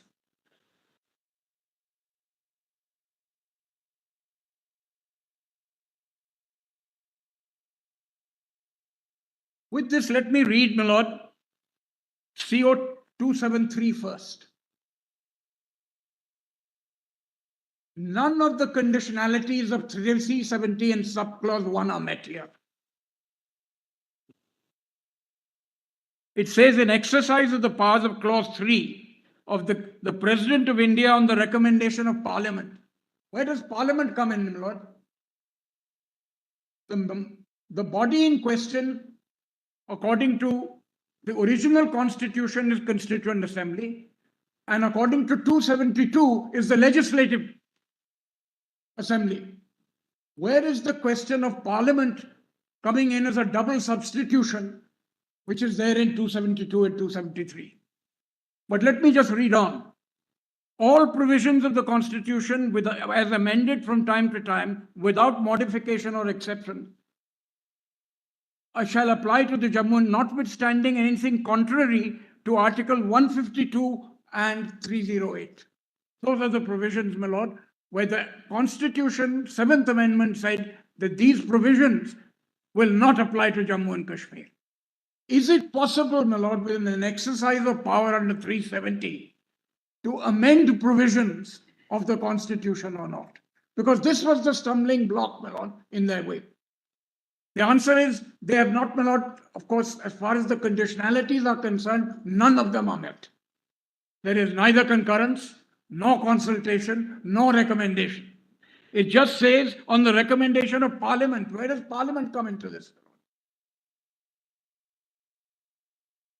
Therefore, my lord, 273 is an amending provision well beyond the scope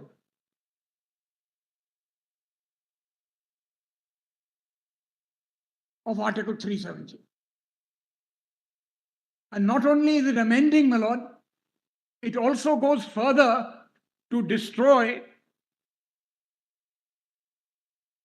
any other article of the Constitution, or any provision of the Constitution of Jammu and Kashmir, any law, document, judgment, ordinance, order by law, rule, regulation, notification, custom, usage, having the force of law in the territory, or any other instrument.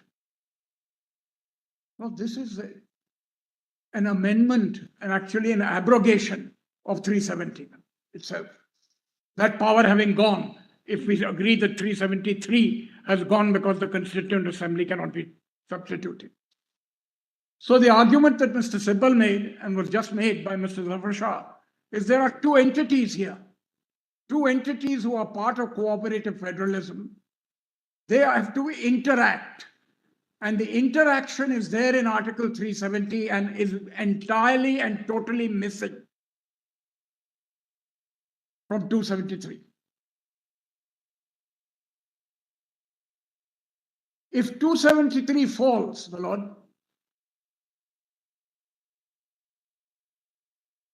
there will be a revival of 152 and 308. There has to be, because they are not, you cannot amend the Constitution which has actually been amended by the 7th Amendment. Now let's come to 272.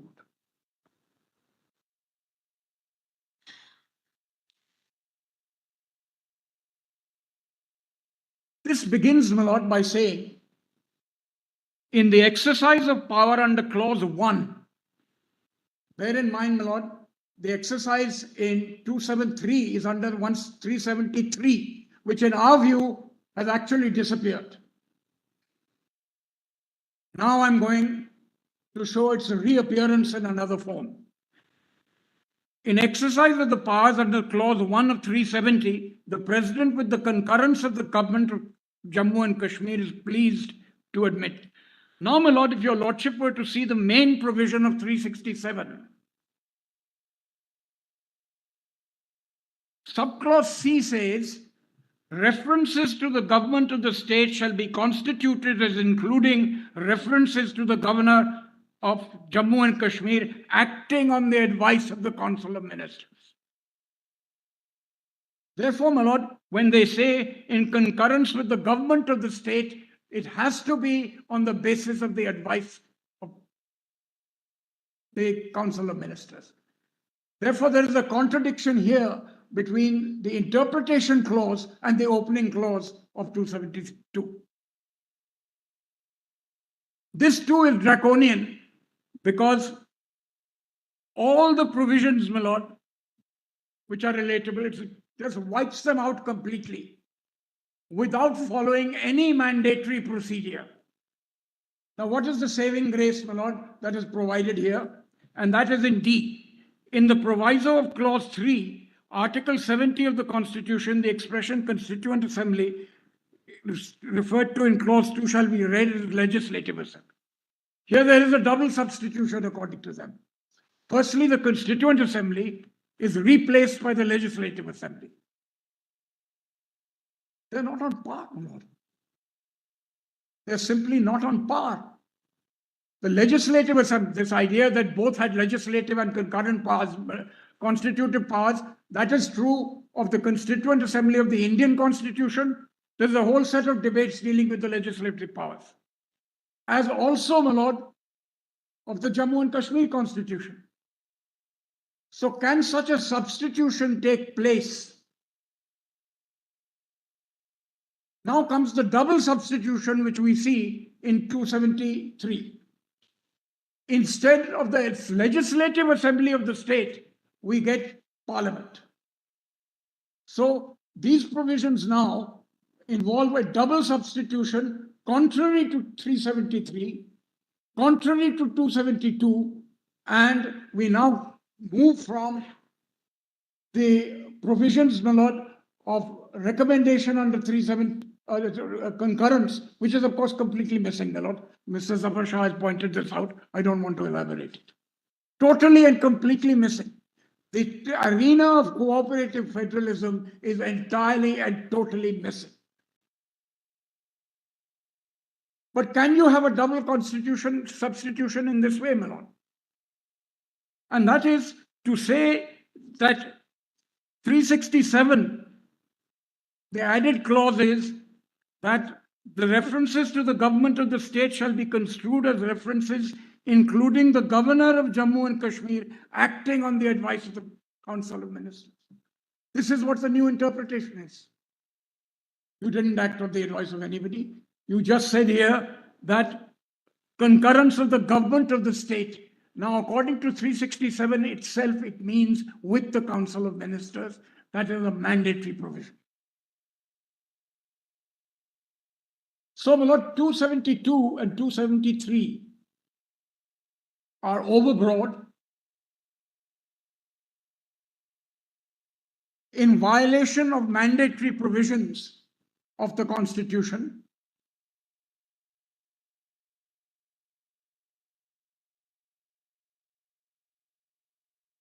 And shift the entire concurrence or consultation provisions or recommendation provisions from the authorities of Jammu and Kashmir to Parliament. This is the double substitution argument that they have advanced.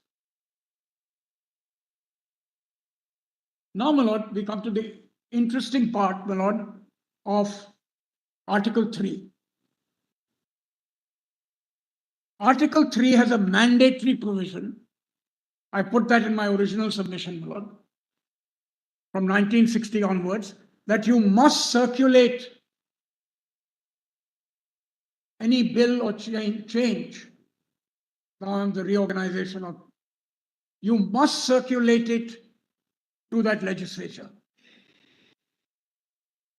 This is a mandatory provision. It is true that your lordships have also held, and those references are there in my original submission, that the centre is not bound by all your recommendations and subsequent changes can take place. But this does not take away from the fact that Article 3 is a mandatory provision.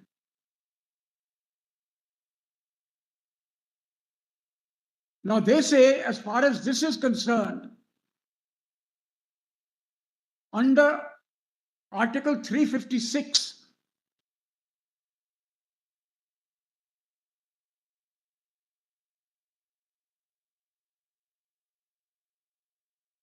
there is a power, my lord, to make incidental provisions that are necessary and desirable. And they say that one of the provisions that was made was that Article 3 will not apply. That is in not the President's proclamation of 19th December. Effectively, that's what it says. These provisions will not apply.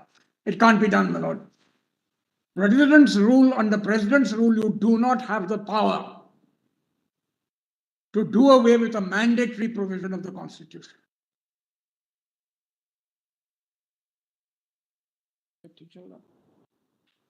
Now, my lords, I want to point out one thing, my lord, to your lordships, if I may.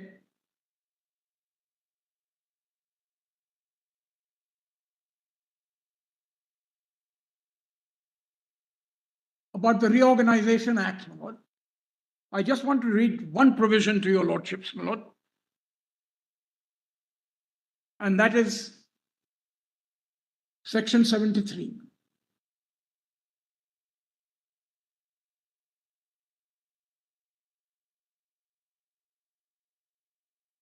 This is, my lord, Volume 3, PDF 112 at 130. I'll read it out, my lord. Just repeat that, Mr. Now. Volume 3, 12 and 130. Volume 3, PDF 112, where it starts, my lord. Documents, why? The Reorganization Act. And I'm reading Section 73, which is at PDF 130.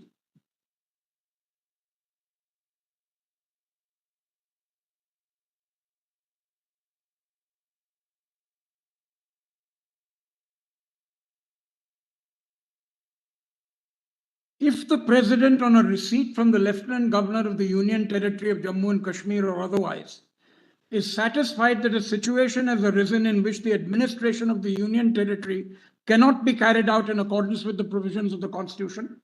That is the same as 356. Now look at the next clause. That for the proper administration of Union territory of Jammu and Kashmir, it is necessary or expedient to do so. This is also, my lord, there in Article 239A B. So we've added one more section to it, that if you think it is not expedient,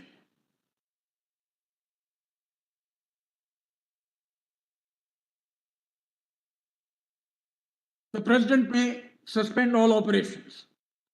The more important thing in section 73 is it has no time clause.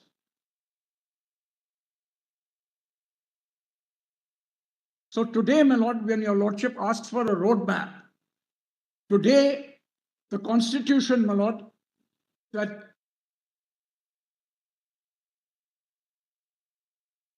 the president's rule that survives is under section 73. Unlimited time when it is expedient and necessary to do so. Necessary or expedient to do so.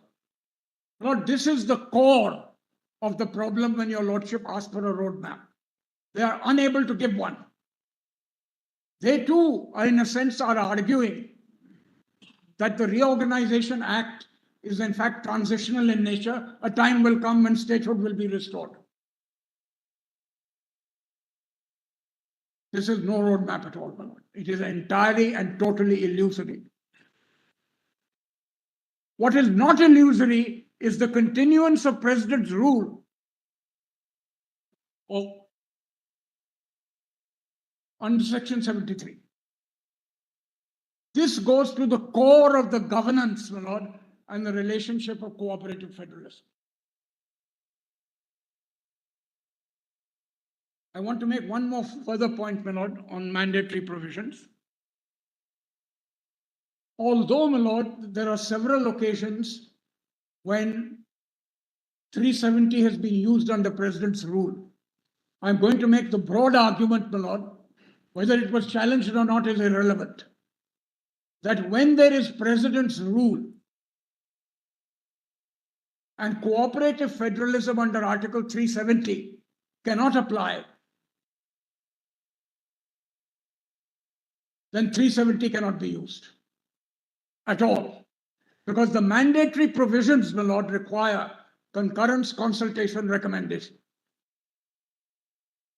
If these are absent and President rule, because of some suspensive order, gets rid of it, my lord, in no President's rule can we apply, my lord, 370. Because the very foundation of 370 would disappear by an exercise of a CO.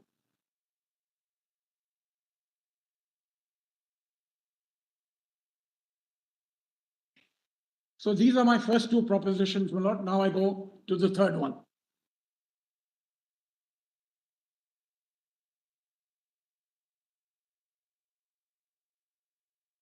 I'll have something to say in the proviso, my lord. What I've done is I've called out the authorities that I want to rely on, which I'll hand over, rather than your lordships, my lord, be troubled. And that is, my lord, relates to the basic structure doctrine. It is not the case of anybody that the basic structure doctrine applies in this case as a constitutional limitation.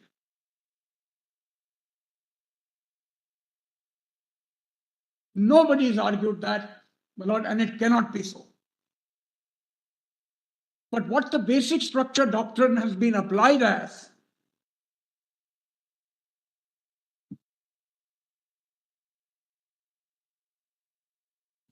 is as a principle of the Constitution.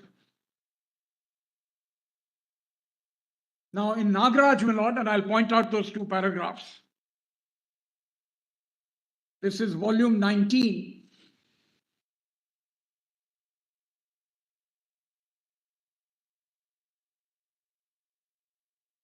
PDF 164 at PDF 195.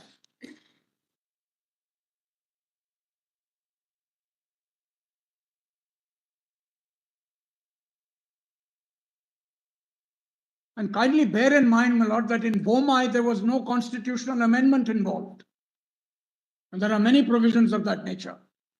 There the principle, my lord, of the basic structure was applied. It is our respectful view that if democracy, federalism, reasonableness is given the go-by,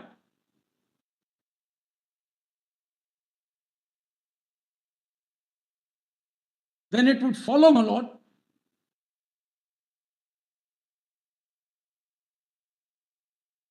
the principles of these underlying these basic structure formulations will necessarily, my lord, guide your lordships in the exercise of any constitutional power.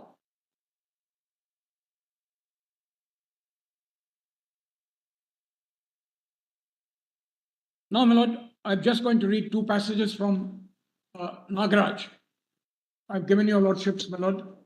The citation is 2006 8 SCC 212, which your lordships will find in volume 19, PDF 164 at 195.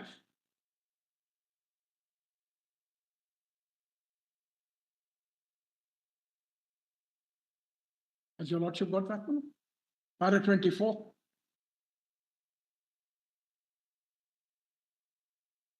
The point which is important to be noted is that the principles of federalism, secularism, and kindly bear one more thing in mind, reasonableness and socialism are beyond the words of any particular provision. They are systematic and structural principles underlying and connecting various provisions of the Constitution. They give coherence to the Constitution. They make the Constitution an organic whole. They are part of the constitutional law, even if they are not expressly stated in the form of rules. Now, in Nagaraj, they defended the constitutional amendments, but subject to certain conditionalities that were imposed. And they said the identity of equality is not taken away, but you will follow these guidelines. Now, my lord, kindly come to the bottom of that page, that is para 26, next to placetum G. Overarching and informing of these rights and values is a principle of human dignity under German basic law. Similarly, secularism is a principle which is an overarching principle of several rights and values under the Indian Constitution. Therefore, axioms like secularism, democracy, reasonableness has been elevated to a part of the basic structure. Apply that to 272 and 273, my lord, and the answer will become clear. Social justice are overarching principles which provide linking factors for the principles of fundamental rights. These principles are beyond the amending power. They pervade all enacting laws, and they stand at the pinnacle of the hierarchy of constitutional values. It is our case, my lord, that the basic structure applies not as a constitutional limitation, but as a set of overarching principles which are part of the Constitution. Now I get back to my argument, my lord. It is idle to say that when my lord the Chief Justice used the word asymmetric, it was used in any casual sense. That is NCT 2. I said that it is a multi-symmetrical constitution, which I've shown to your lordships. And there is a violation of the multi-symmetric provisions of the Constitution as far as this exercise of 272, 273, and 370 is concerned. Otherwise, my lord, the whole Constitution would become meaningless. Bomai is a classic example, my lord, of where there is no amendment whatsoever, but you apply the principles. And there, of course, there are a host of others. Therefore, my respectful submission to your lordships, my lord, is basic structure as a statement of principle applies in this particular case, though not as a constitutional limitation. Because I'm equally allergic, my lord, to the idea of going beyond the amendment process as far as constitutional limitation is concerned. I'm allergic to that particular idea. Constitutional limitations have their limitations in 368, provided there is an amendment. But there are also principles that are violated, and to that they have not provided any answer. Now I'm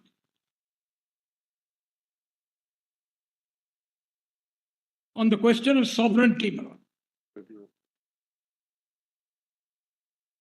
More to be said.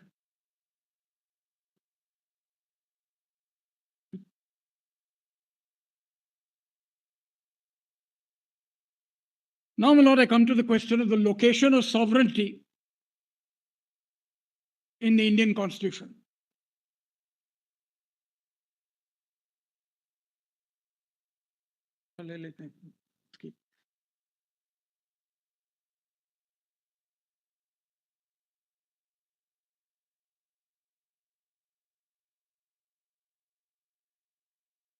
Now, my lord, sovereignty has one meaning in international law. That is, you are not under any other country. To that extent, my lord, there is, as my Lord Justice Khanna pointed out, across the board, nobody has argued that the Indian Constitution is not sovereign and that Article 1 does not apply across the board. That is nobody's case. But I'd earlier made a distinction between external sovereignty And internal sovereignty. and, my lord, internal sovereignty. Now, I think internal sovereignty, my lord, is a bit of a misnomer. It really means the application of sovereignty in the distribution of powers. I'm amending that to that extent. Therefore, my lord, how is sovereignty to be exercised is what one means by internal sovereignty. It's the exercise of sovereignty distributed throughout the Constitution. Mr. Dwivedi has made some arguments, my lord, that there are many provisions of the Constitution that says this will not be an amendment to the Constitution. I've got, my lord, passages from Keshwanand. They were aware of these provisions, and they regarded this provision simply to mean you don't have to follow the procedure of 368 and nothing more than that. The constitutive power, sovereign power, exists in 368 and in no other provision of the Constitution.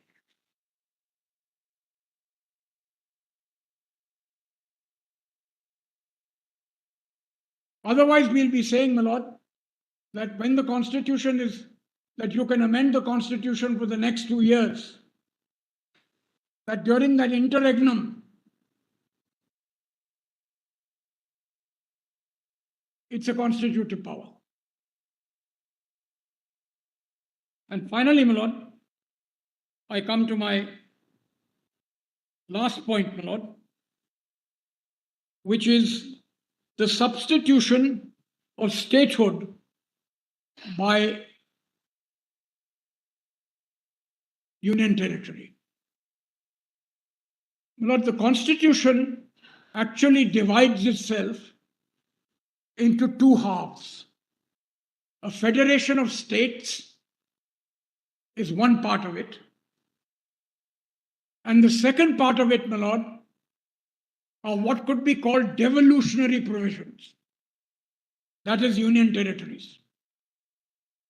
Now, England, for example, my lord, Northern Ireland, my lord, has a lot to do with that since I taught there at Queen's, is a devolved provision. Wales is a devolution provision, so is Scotland. Whether they will be removed or not, my lord, is within the gift of the supreme power of Parliament. That is a different matter altogether. What has happened is that statehood has been taken away completely. Therefore, as part of the federation, union territories are not part of the federation of states.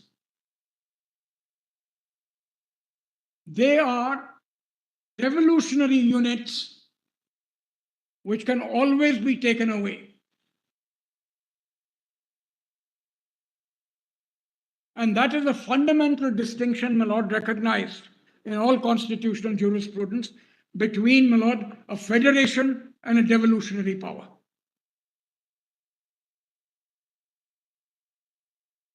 Now, my lord, I'll just hand over that note to your lordships, if I may. I think it's been put up as well. Just give me one copy. So that your lordship doesn't have to take down references, etc. My lord, the first is in relation. Has it been handed over, my lord? I think it's been uploaded as well. Huh? As a note on rejoinder, my lord.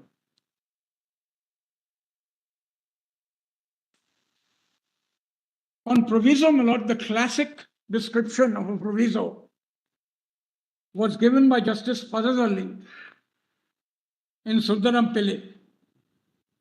We need not multiply authorities after authorities on this point. That part, it's a classical judgment on. It's a classical judgment. That's right, my lord. But what it says, it may entirely change the very intendment of the instance by insisting on certain mandatory conditions.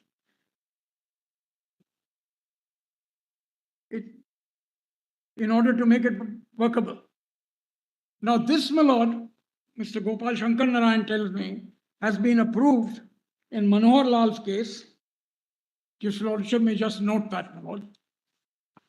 Constitution Bench 220, 8 SCC 129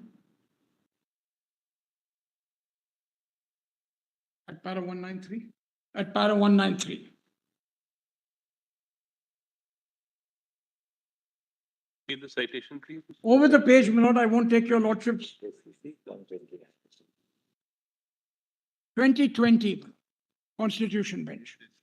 Your lordship is familiar with these provisions, my lord. That's why I don't want to read all of it. And over the page, my lord, I've given two further examples of the proviso as a condition precedent. That is, Edwinson, State of Assam, where consultations had to be taken with the board, or Narayan Das, my lord, where consultations had to be taken. And this is a condition precedent. Now I come to, my lord, on the application of the basic structure doctrine as a principle of interpretation of the Constitution.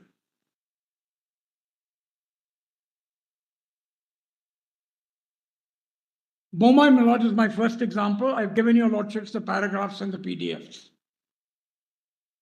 In Kolo, my lord, and across the board, use was made of basic structure as a set of principles. Once again, I've given that at 3.2. As regards interpreting 301 and 304 Jindal, the government of NCT versus Union of India, my lord, while interpreting the proviso to 239 AA4, and over the page I've reproduced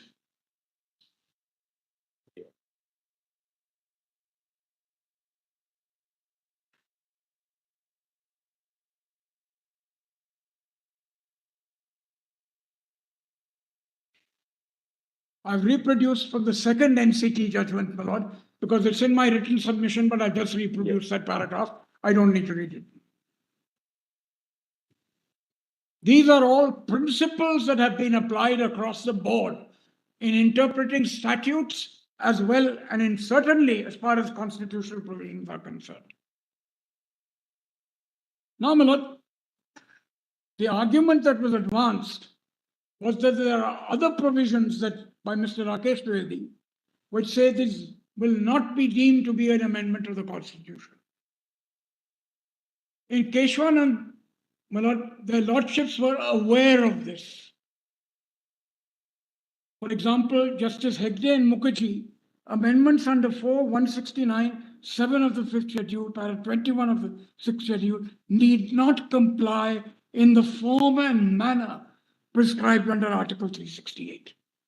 So, my lord, it is not that they are a part of the constituent power. They need not comply with the provisions of 368. The same, my lord, is for Justice Palekar, who once again notes these provisions.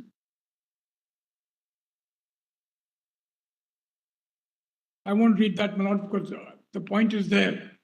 Then Justice Matthew, my lord, who says enactments under 4.169, para 7, 5th schedule, para 21, are effected by ordinary lawmaking procedure, which is different from the procedure under Article 368. They're not they're not an ancillary constitutional power. They are, in fact, special provisions which don't require the invocation of 368. And then, my lord, there is Justice Beg and Justice Chandrachud. My lord, that's all I have to say, my lord. Now, my lord, what is the reliefs that we are seeking? If we stay within, my lord, a very narrow circle, then Mr. Sibal is right. All your lordships have to adjudicate is the temporality of 370, 272, CO 272, 273, and whether mandatory provisions are defeasible. That is all that is before your lordships. The antecedent speeches, so many have been quoted, my lord, in the list of dates, are totally and completely irrelevant. Because as soon as 370 is born, that is the provision which is the incorporating provision, and there is no other. You don't even have to refer to Gopal Swami Iyengar's provisions. Thank you, Mr. Lal. I'm obliged. Thank you, Dr. Lal.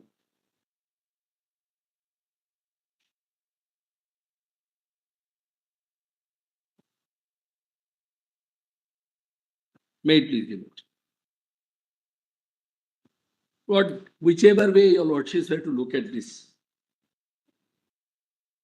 Lord, democracy, federalism, rule of law, Lord, constitutionalism, each one of them is a basic structure of the Constitution as has been held by your lordships. Every one of those principles of Lord, basic structure are not completely thrown out of window by exercise of this power by the president.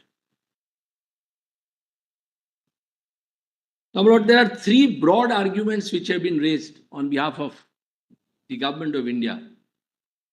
One, that Article 370 is temporary. Two, that presidential exercise under sub-article 3 of Article 370 is a valid exercise. And three, of course, that the state reorganization is a valid piece of legislation. Now, Lord, let me begin by, Lord, pointing out that, Lord, in Coelho, your lordships have expressly now said, Lord, para 137, just kindly make a note, I'm not going to trouble your lordships taking to the paragraphs. Para 137, Lord, quoting Sirvai, that there are two powers which are fiercely independent. One is the constituent power, which is a plenary power. The other is a power of amendment of the Constitution, which is a derivative power of the plenary power. So power of amendment is always not conferred by the constitutional framers, and that power must be exercised within the four corners of the Constitution. We have now a third situation where there is a constitutional power to be exercised by the President of India. Now, my Lord, first and foremost, as your lordships have brilliantly put it time and again, nobody is imperium in imperio under our Constitution.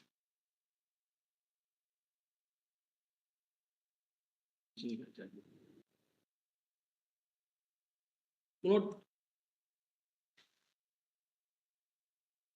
Digvijay Mote is a judgment where your lordships very brilliantly, Lord, put this. 1993, 4 Supreme Court cases 175. 1993, 4 SCC 175. No one is an imperium in imperio in our constitutional order. It's reasonable to hold that the election commissioner cannot defy the law armed by Article 324. Now, can President defy Article 370 merely because he has power under 370, which he assumes to have the power? Now, my lord, second principle that your lordships have brilliantly not put beyond pale of doubt is that there is no unreviewable decision under our constitutional order. Every decision is subject to judicial review. Nothing is unreviewable. Parliamentary laws are subject to review. Executive orders are subject to review. Constitutional exercises are subject to review. And that's not where this democracy survives. Now, in fact, my lord, in Coelho, your lordships go a step further and say that merely by inserting the words constituent power in Article 368, the Parliament has no greater power than power of amendment. It's not an original constituent power. They may have used it, and that's why, my lord, in Minerva Mills, your lordship struck down sub-articles 4 and 5. Precisely for that reason. So, power of amendment, your lordships have consistently held, is subject to constitutional limitations. Now, how do we, therefore, my lord, look at this? My lord, your lordships have always said, and this is very, my lord, interesting, as Samant puts it, my lord, the duty of judicature is to act upon true intention of the constitutional framers, the Constituent Assembly. That means sententia legis. How do you gather that intention? Can you travel outside Article 370 as what the government would like your lordships to do? In my respectful submission, no. The entire basis of the arguments are circumstances prevailing today to justify this exercise and then to persuade your lordships that this is what Article 370 means and that's why it's temporary in nature. Now, my lord, don't take anything. 300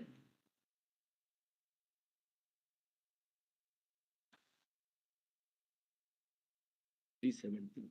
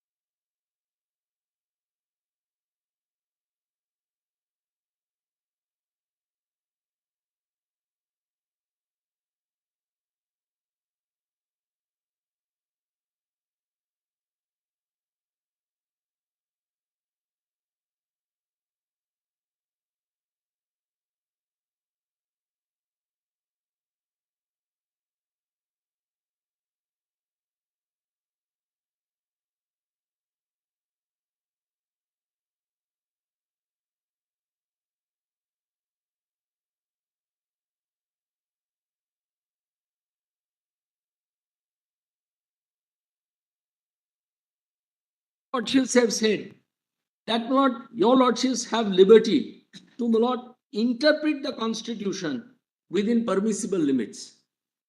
Your lordships have always, my lord, upheld that principle very soundly. But the government wants your lordships to read something which, my lord, I find it very difficult to understand on a plain reading and clear intention of the constitutional framers. My lord, these were men and women of extraordinary wisdom. They've worked for over 2 years to draft the constitution. But whatever their intention was, they have put it in this article. We don't need to travel outside at all to find out what that intention is. And that intention is in 371C. Please see 371C, don't turn to it. It says, provisions of Article 1 and of this article shall apply in relation to that state. So they have permanently embedded 370 into the Constitution, along with Article 1. Having embedded that, because it is through Lord 1C that 1A, B will come into play. Because they have now said 370 shall apply in relation to Jammu and Kashmir. Now, Lord, they were aware that, Lord, they had some understanding with the state, where state wasn't sure whether it wanted to continue this association with us or not. So they, Lord, therefore drafted sub-article 3 to say, notwithstanding anything in the foregoing provisions of this article, on the recommendation of the Constituent Assembly, I am paraphrasing it, on the recommendation of the Constituent Assembly of the state, President may, by public notification, declare that this article shall cease to be operative or shall be operative only with such exceptions. Now, my lord, can any other meaning be given to the expression Constituent Assembly? Contrary to what they had said, because that's also used in sub-article 2. Today, Lord, after 70 years, you might say, read Constituent Assembly to mean Legislative Assembly. And legislature to mean Parliament. Lord, I respectfully submit that this is the limiting provision. The temporary nature of the article is in sub-article 3, because they wanted to give people of Jammu and Kashmir, through the Constituent Assembly, the right to decide whether they wanted to continue with India, whether they wanted to follow Constitution of India or not. Nothing more, nothing less. Otherwise, 370 is embedded into the Constitution. And it's not temporary, it's permanent. An exercise under sub-article 1 is therefore permanent exercise to be done from time to time.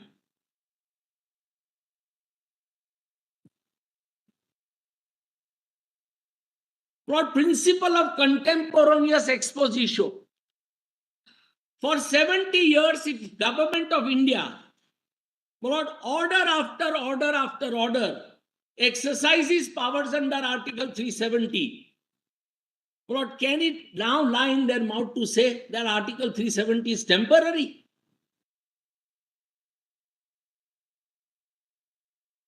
That's how they've understood. That's how they've acted. Merely because government has changed of a new party, does it mean that it has suddenly become overnight temporary? This is something which I want your lordships to kindly appreciate, that 370 was never intended to be temporary in its heart and soul. Only temporary nature was to give the right to the Constituent Assembly to decide what do you want. If they had decided, no, we don't want it to continue, President could have issued the order.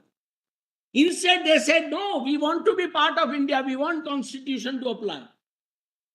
But we want it to be applied in the sense of Article 371.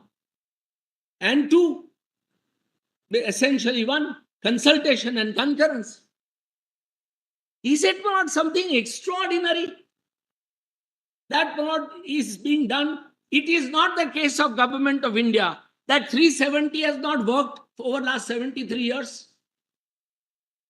Not one example to show that 370 has failed. Every time the Government of India wanted to apply anything, any article which was left out or any law which had to be applied, it was automatically accepted by state of Jammu and Kashmir and its assembly then and subsequently state governments. So it is very unfathomable that why is it that suddenly overnight you get up and say now. And that's not something which your lordships must appreciate. I've said in my written submissions earlier. In their manifesto, BJP categorically says in 2019, we reiterate our position since the time of Jansang to the abrogation of Article 370. This is the only material with the President of India, nothing else, with greatest respect, in all humility at my command. They wanted to have, because Lord, Jammu and Kashmir and 370 has become a bone of contention in this country between amongst some sections of society. But nobody has understood what 370 is. 370 is not integrating Kashmir into India. And your lordship say again and again in the two judgments, which I will now straight away refer to. Lord, I respectfully submit, your lordships must very carefully scrutinize Lord Kaul's case, Premnath Kaul, and Lord Sampath Kumar. Both judgments support my submission on every point. Both answer to what the government of India has said, and they both provide answers to the questions that your lordships have raised from time and again, including on sovereignty. I'll read, my lord, just 4 paragraphs from each. My lord, PDF page 10 in Premnath Kaul, it's volume 1, it starts at page 7. Just note, don't turn to it, my lord, unless your lordships have time, my lord, because we are running against time. But this is what your lordships say. PDF page 10, volume 1, page 7, it starts at 10. Clause 8 is very important. It says that nothing in the instrument affects the continuance of Maharaja's sovereignty in and over his state, or save as provided by or under instrument, the exercise of any powers, authority, and rights then enjoyed by him as the ruler of the state, or validity of any law then in force in the state. Then, my lord, your lordship say, after the act was enacted by the Yuvraj, my Lord Chief Justice rightly queried, after the act was enacted by Yuvraj, he issued a proclamation on April 20, 1951, directing that Constituent Assembly consisting of representatives of people elected on the basis of adult franchise shall be constituted forthwith for the purpose of framing constitution of a state of Jammu and Kashmir. In accordance with this proclamation, Constituent Assembly was elected and it framed the constitution. Then your lordship says something very, my lord, important. But it is urged, my lord, this is PDF page 16, para 26. But it is urged that sovereignty of Maharaja was considerably affected by provisions of instrument of accession which he signed in October 25. This argument is clearly untenable. It doesn't stop here. Even subsequent proclamation onwards, your lordship say his sovereignty continues to legislate. And your lordships, when your lordships were called upon to decide whether a matter should be referred to a larger bench or not, your lordship said that there is no conflict between Premnath Kaul and Lord Sampath Prakash. Therefore, your lordships declined to refer it. And your lordship said law precedent binds us in that judgment. So, my lord, these two judgments in my respectful submissions are binding on every point that's been raised. Now see further. It is true, my lord, it is true that by clause 1 of the instrument of accession, His Highness conceded to the authorities mentioned in the said clause the right to exercise in relation to his state such functions as may be vested in them by or under Government of India Act 1935 as in force.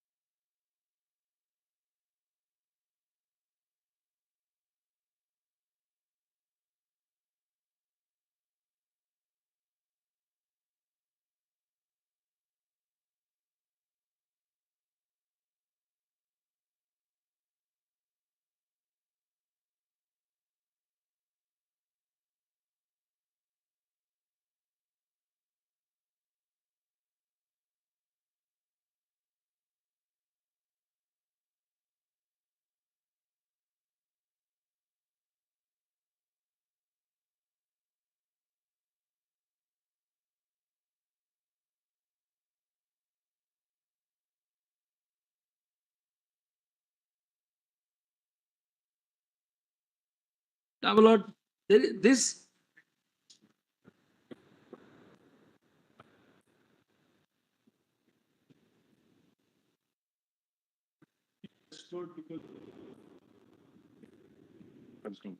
No, Mr. Dwivedi, we made it clear that 4 o'clock today we are concluding. Whatever now remains, you can give us submissions and rejoinder. Because even in rejoinder, now we have heard 5 counsel. We have heard Mr. Sibal, Mr. Gopal Subramaniam, Mr. Zafar Shah, Dr. Rajiv Dhawan, and now Mr. Dave is on his legs. So I think 5 counsel in rejoinder is I think Lordship may at least give 15 minutes today extra, if possible. Fee and I had said when we were arguing, cutting down our submissions to argue and rejoin. So what we'll do is No. we will Instead of half an hour, you State reorganization. half an hour you were in 2 hours, so you can't say that you want to argue and rejoin that. what we will do is we will Just on the state reorganization, the specific. we will continue for 15 minutes. We'll wrap up at 4:15. After that, anybody wants to give us anything in writing, not more than 1 page, to just sort of highlight the bullet points. I would need about 10 to 15 minutes. I'm only on the State Reorganization Act. With no difficulty, but all within 4:15. We have to write it. Do it as quickly as possible. 4:15 will be right. But some I'll latitude. continue. And Attitude is 4:15. 4 to 4:15. Because the half So- day on Monday was taken by the respondent, which your lordships are actually apportioned Monday and Tuesday to us. But then you also took the half day the previous week, you know. So, 9 days. 9 days 9 to be days. precise for arguing and opening. Anyway, no, that's 1.5 days in rejoinder. So let's what not we'll do complain now about is time. we'll exactly at 4:15, we will say that we have heard arguments, judgment is reserved. Any further submissions and rejoinder may be submitted within a period of 3 days, not exceeding 1 page for each of the rejoinders. I can. I didn't get even 10 minutes. I've been requesting all of them. We are here till 4:15. After that, this will be the order which will be recorded. Yes. That one page of rejoinder submission. So, Lord, this is what your Lordship say in paragraph 31, PDF page 17. It's true that by clause 1 of instrument of accession, His Highness conceded to the authorities mentioned in the said clause the right to exercise in relation to his state such functions as may be vested in them by Government of India Act as in force. But this was subject to other terms of the agreement of accession. And clause 6 of the instrument clearly and expressly recorded continuance of sovereignty of His Highness in and over his state. There is no substance in this argument. They rejected the argument on behalf of the petitioner that sovereignty had come to an end. Then, my lord, your lordships further said, my lord, one paragraph. Mr. Ravi, we'll look at call. Call has been read over. No, but this is little important because this answers all questions.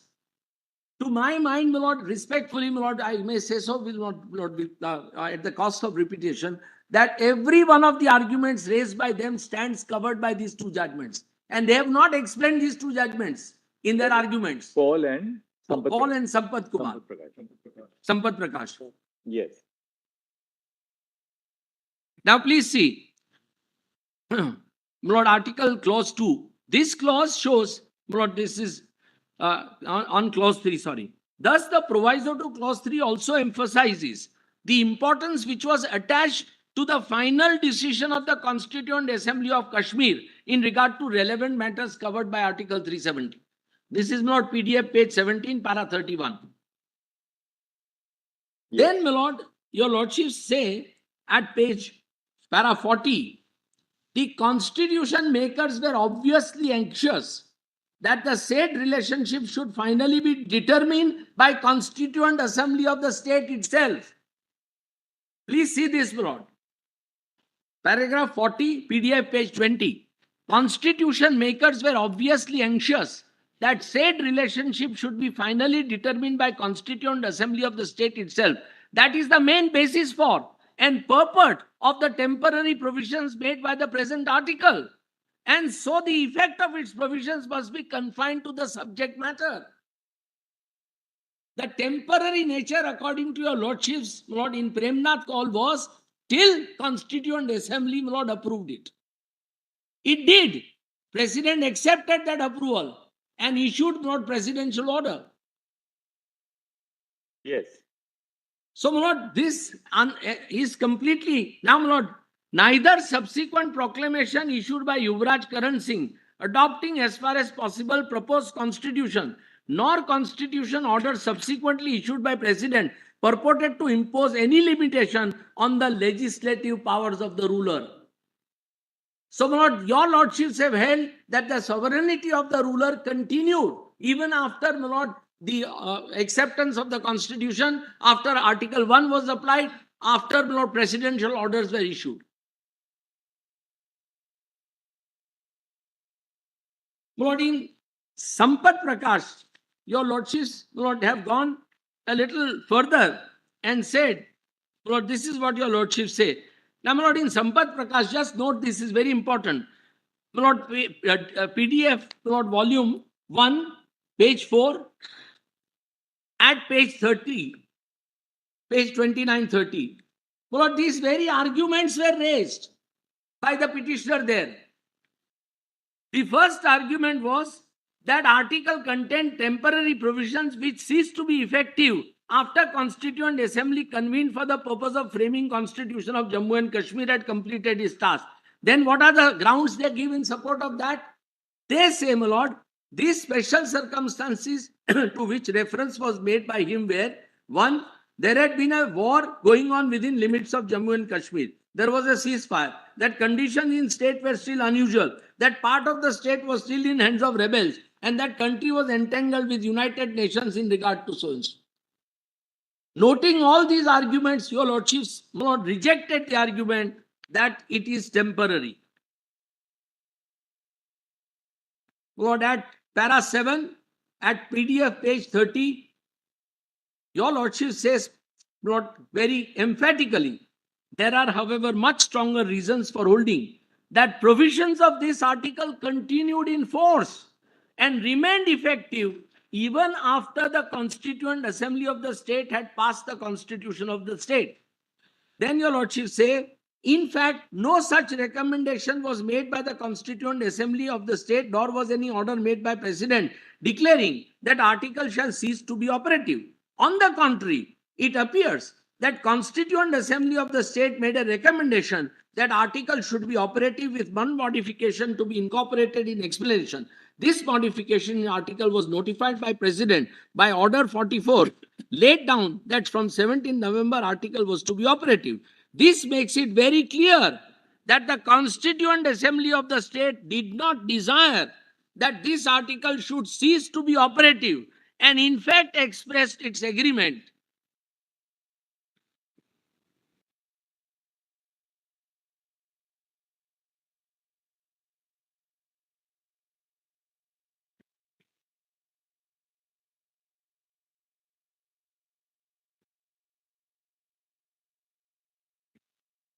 Please allow me. This article, this makes it clear, Lord, PDF para 7. This makes it very clear that Constituent Assembly of the state did not desire that this article should cease to be operative and in fact expressed its agreement to the continued operation of this article by making a recommendation that it should be operative with this modification only. In view of these provisions, it must be held that Article 370 of the Constitution has never ceased to be operative. What are they arguing, my lord? Can Government of India, in the face of law declared by this court under Article 141, say that it has ceased to be operative? Or that it was temporary? Never ceased to be operative, and there can be no challenge on this ground to the validity of orders passed by President in exercise of powers conferred by this article. The argument was that presidential orders are without authority of law because Article 370 has ceased to be operative. They said no. Why? Because they said Constituent Assembly agreed that it should be operative and it was continued thereafter. So what 5 learned judges of this court in both these judgments have categorically held. Now, my lord, so far as amendment of Article 368 was concerned, as my lord applied to Jammu and Kashmir, your lordship said only one thing, that thus Article 368 is not primarily intended for amending the constitution as applicable in Jammu and Kashmir, but it is for the purpose of carrying out the amendments made in constitution for rest of India into the constitution as applied in state of Jammu and Kashmir. Lord, PDF page 33, para 13. So your lordship went to the extent of saying that those provisions of amending the constitution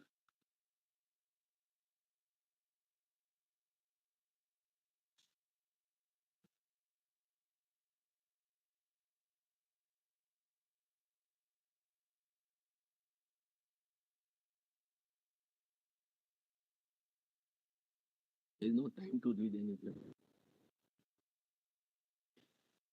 So, my lord, your lordship went to the extent of saying that amendment to Article 368 insofar as J&K is concerned is not for the purpose of amending constitution. It is only for the purpose of ensuring that amendments in Constitution of India are effected in Jammu and Kashmir. Expressly, your lordships hold that. These two judgments, therefore, now, my lord, the union has relied on Damnu's case. My lord, Damnu does not, my lord, water down this position at all. Damnu, in fact, my lord, volume 1, PDF page 45 says that necessity of concurrence of the state government or consultation of state government is a must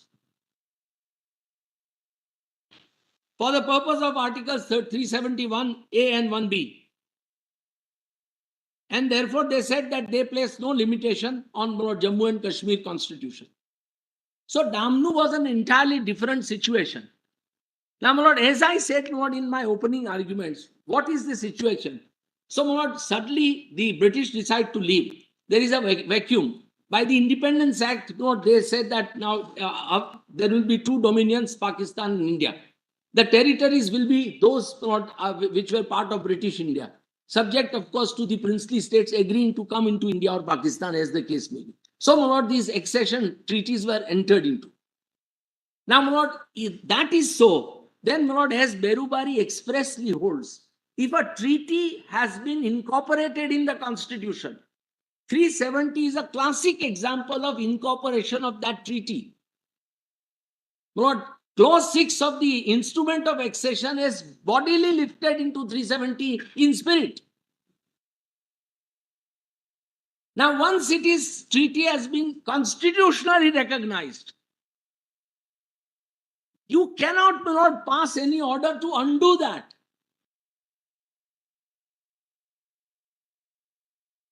Lord, the whole, what was the purpose? Why were the constitutional framers so conscious of it? Because they wanted to bring about some kind of a resolution which will be permanent in nature, to solidify relationship between Jammu and Kashmir and India. It was not for the purpose of temporarily joining them. They wanted to solidify the relationship of J&K with India. And they realized that the only way we can do it is through the means of Article 370. Because any other way, we would have lost Jammu and Kashmir. So they were very conscious. Now, can we go behind what they have done or what they have expressly referred to in the article itself? So Berubari, my lord, expressly holds that if it is a treaty, and if treaty has been recognized by the constitution, then the only way you can undo it is by amending the constitution. And Berubari was a case of physical territory. Now, Reorganization Act is a classic example of physical territory of Jammu and Kashmir, which came into India by a treaty, now being subjugated or divided or dismembered into union territories. And you are relying for that purpose a legislative power of parliament to do it, without amending the constitution under Article 368. Berubari says that you can only follow constitutional amendment under 368 and the strict procedure prescribed thereunder. Nothing else, nothing more. And it defines sovereignty very beautifully. Now, my lord, therefore, my lord, these are, my lord, examples where history, your lordship knows, from 1921, there was a war which went on in Northern Ireland. In 1998, British Parliament had to concede. And the Northern Ireland Legislative Assembly was not given away many powers which British Parliament was exercising. Because they wanted permanent peace. Now, it's not that people of Jammu and Kashmir will die if 370 is not taken away. It's not that.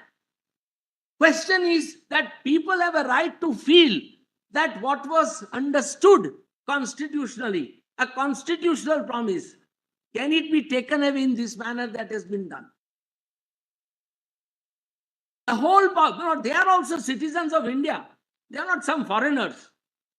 You are taking away from a sizable section of citizens of India a special status which was conferred upon them by constitutional framers. Parliament, merely because Parliament has majority, does not have a right to scrap constitution. Constitutions live for eternity. And there is nothing, Lord. Even after 2019, violence has gone on unabated. Every week, Lord, we find people are being killed.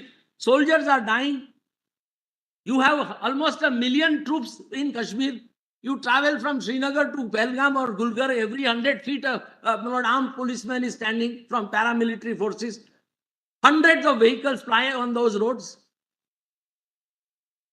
So, this argument that there is development and yes, tourism has developed because Kashmir is not the most beautiful place on earth.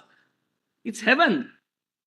Anybody who has been to Switzerland will tell us, and Mr. Sibal will tell us because he has seen it much more than I have, that Kashmir is far more beautiful than what Switzerland can be. Switzerland is manicured and pedicured. When we go for official visits, we don't see Switzerland. So, what I am respectfully submitting, that ultimately people have a right to expect that their status, their rights are respected for longevity. It's a lifetime's promise. It's not a promise for the moment.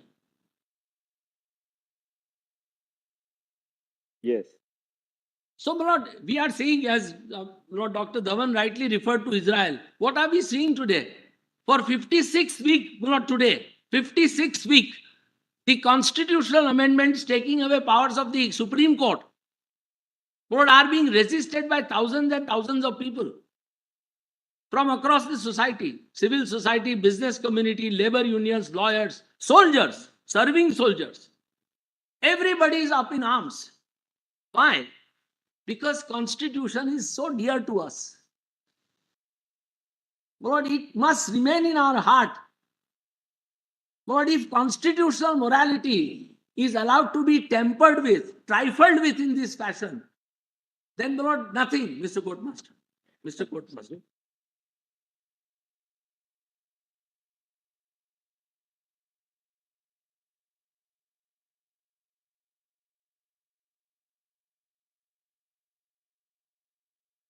Constitutional morality, as Grote says and Dr. Ambedkar quotes him, constitutional morality must be in the heart and bosom of every citizen.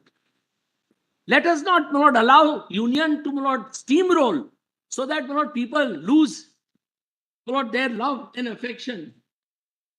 Now, there is one aspect on federalism that I want to cite from Dr. Ambedkar's debate, which is very important. In his closing remarks, this is what Dr. Ambedkar said brilliantly. That was read out yesterday. Actually. No, this part perhaps was missed out. I was hearing it.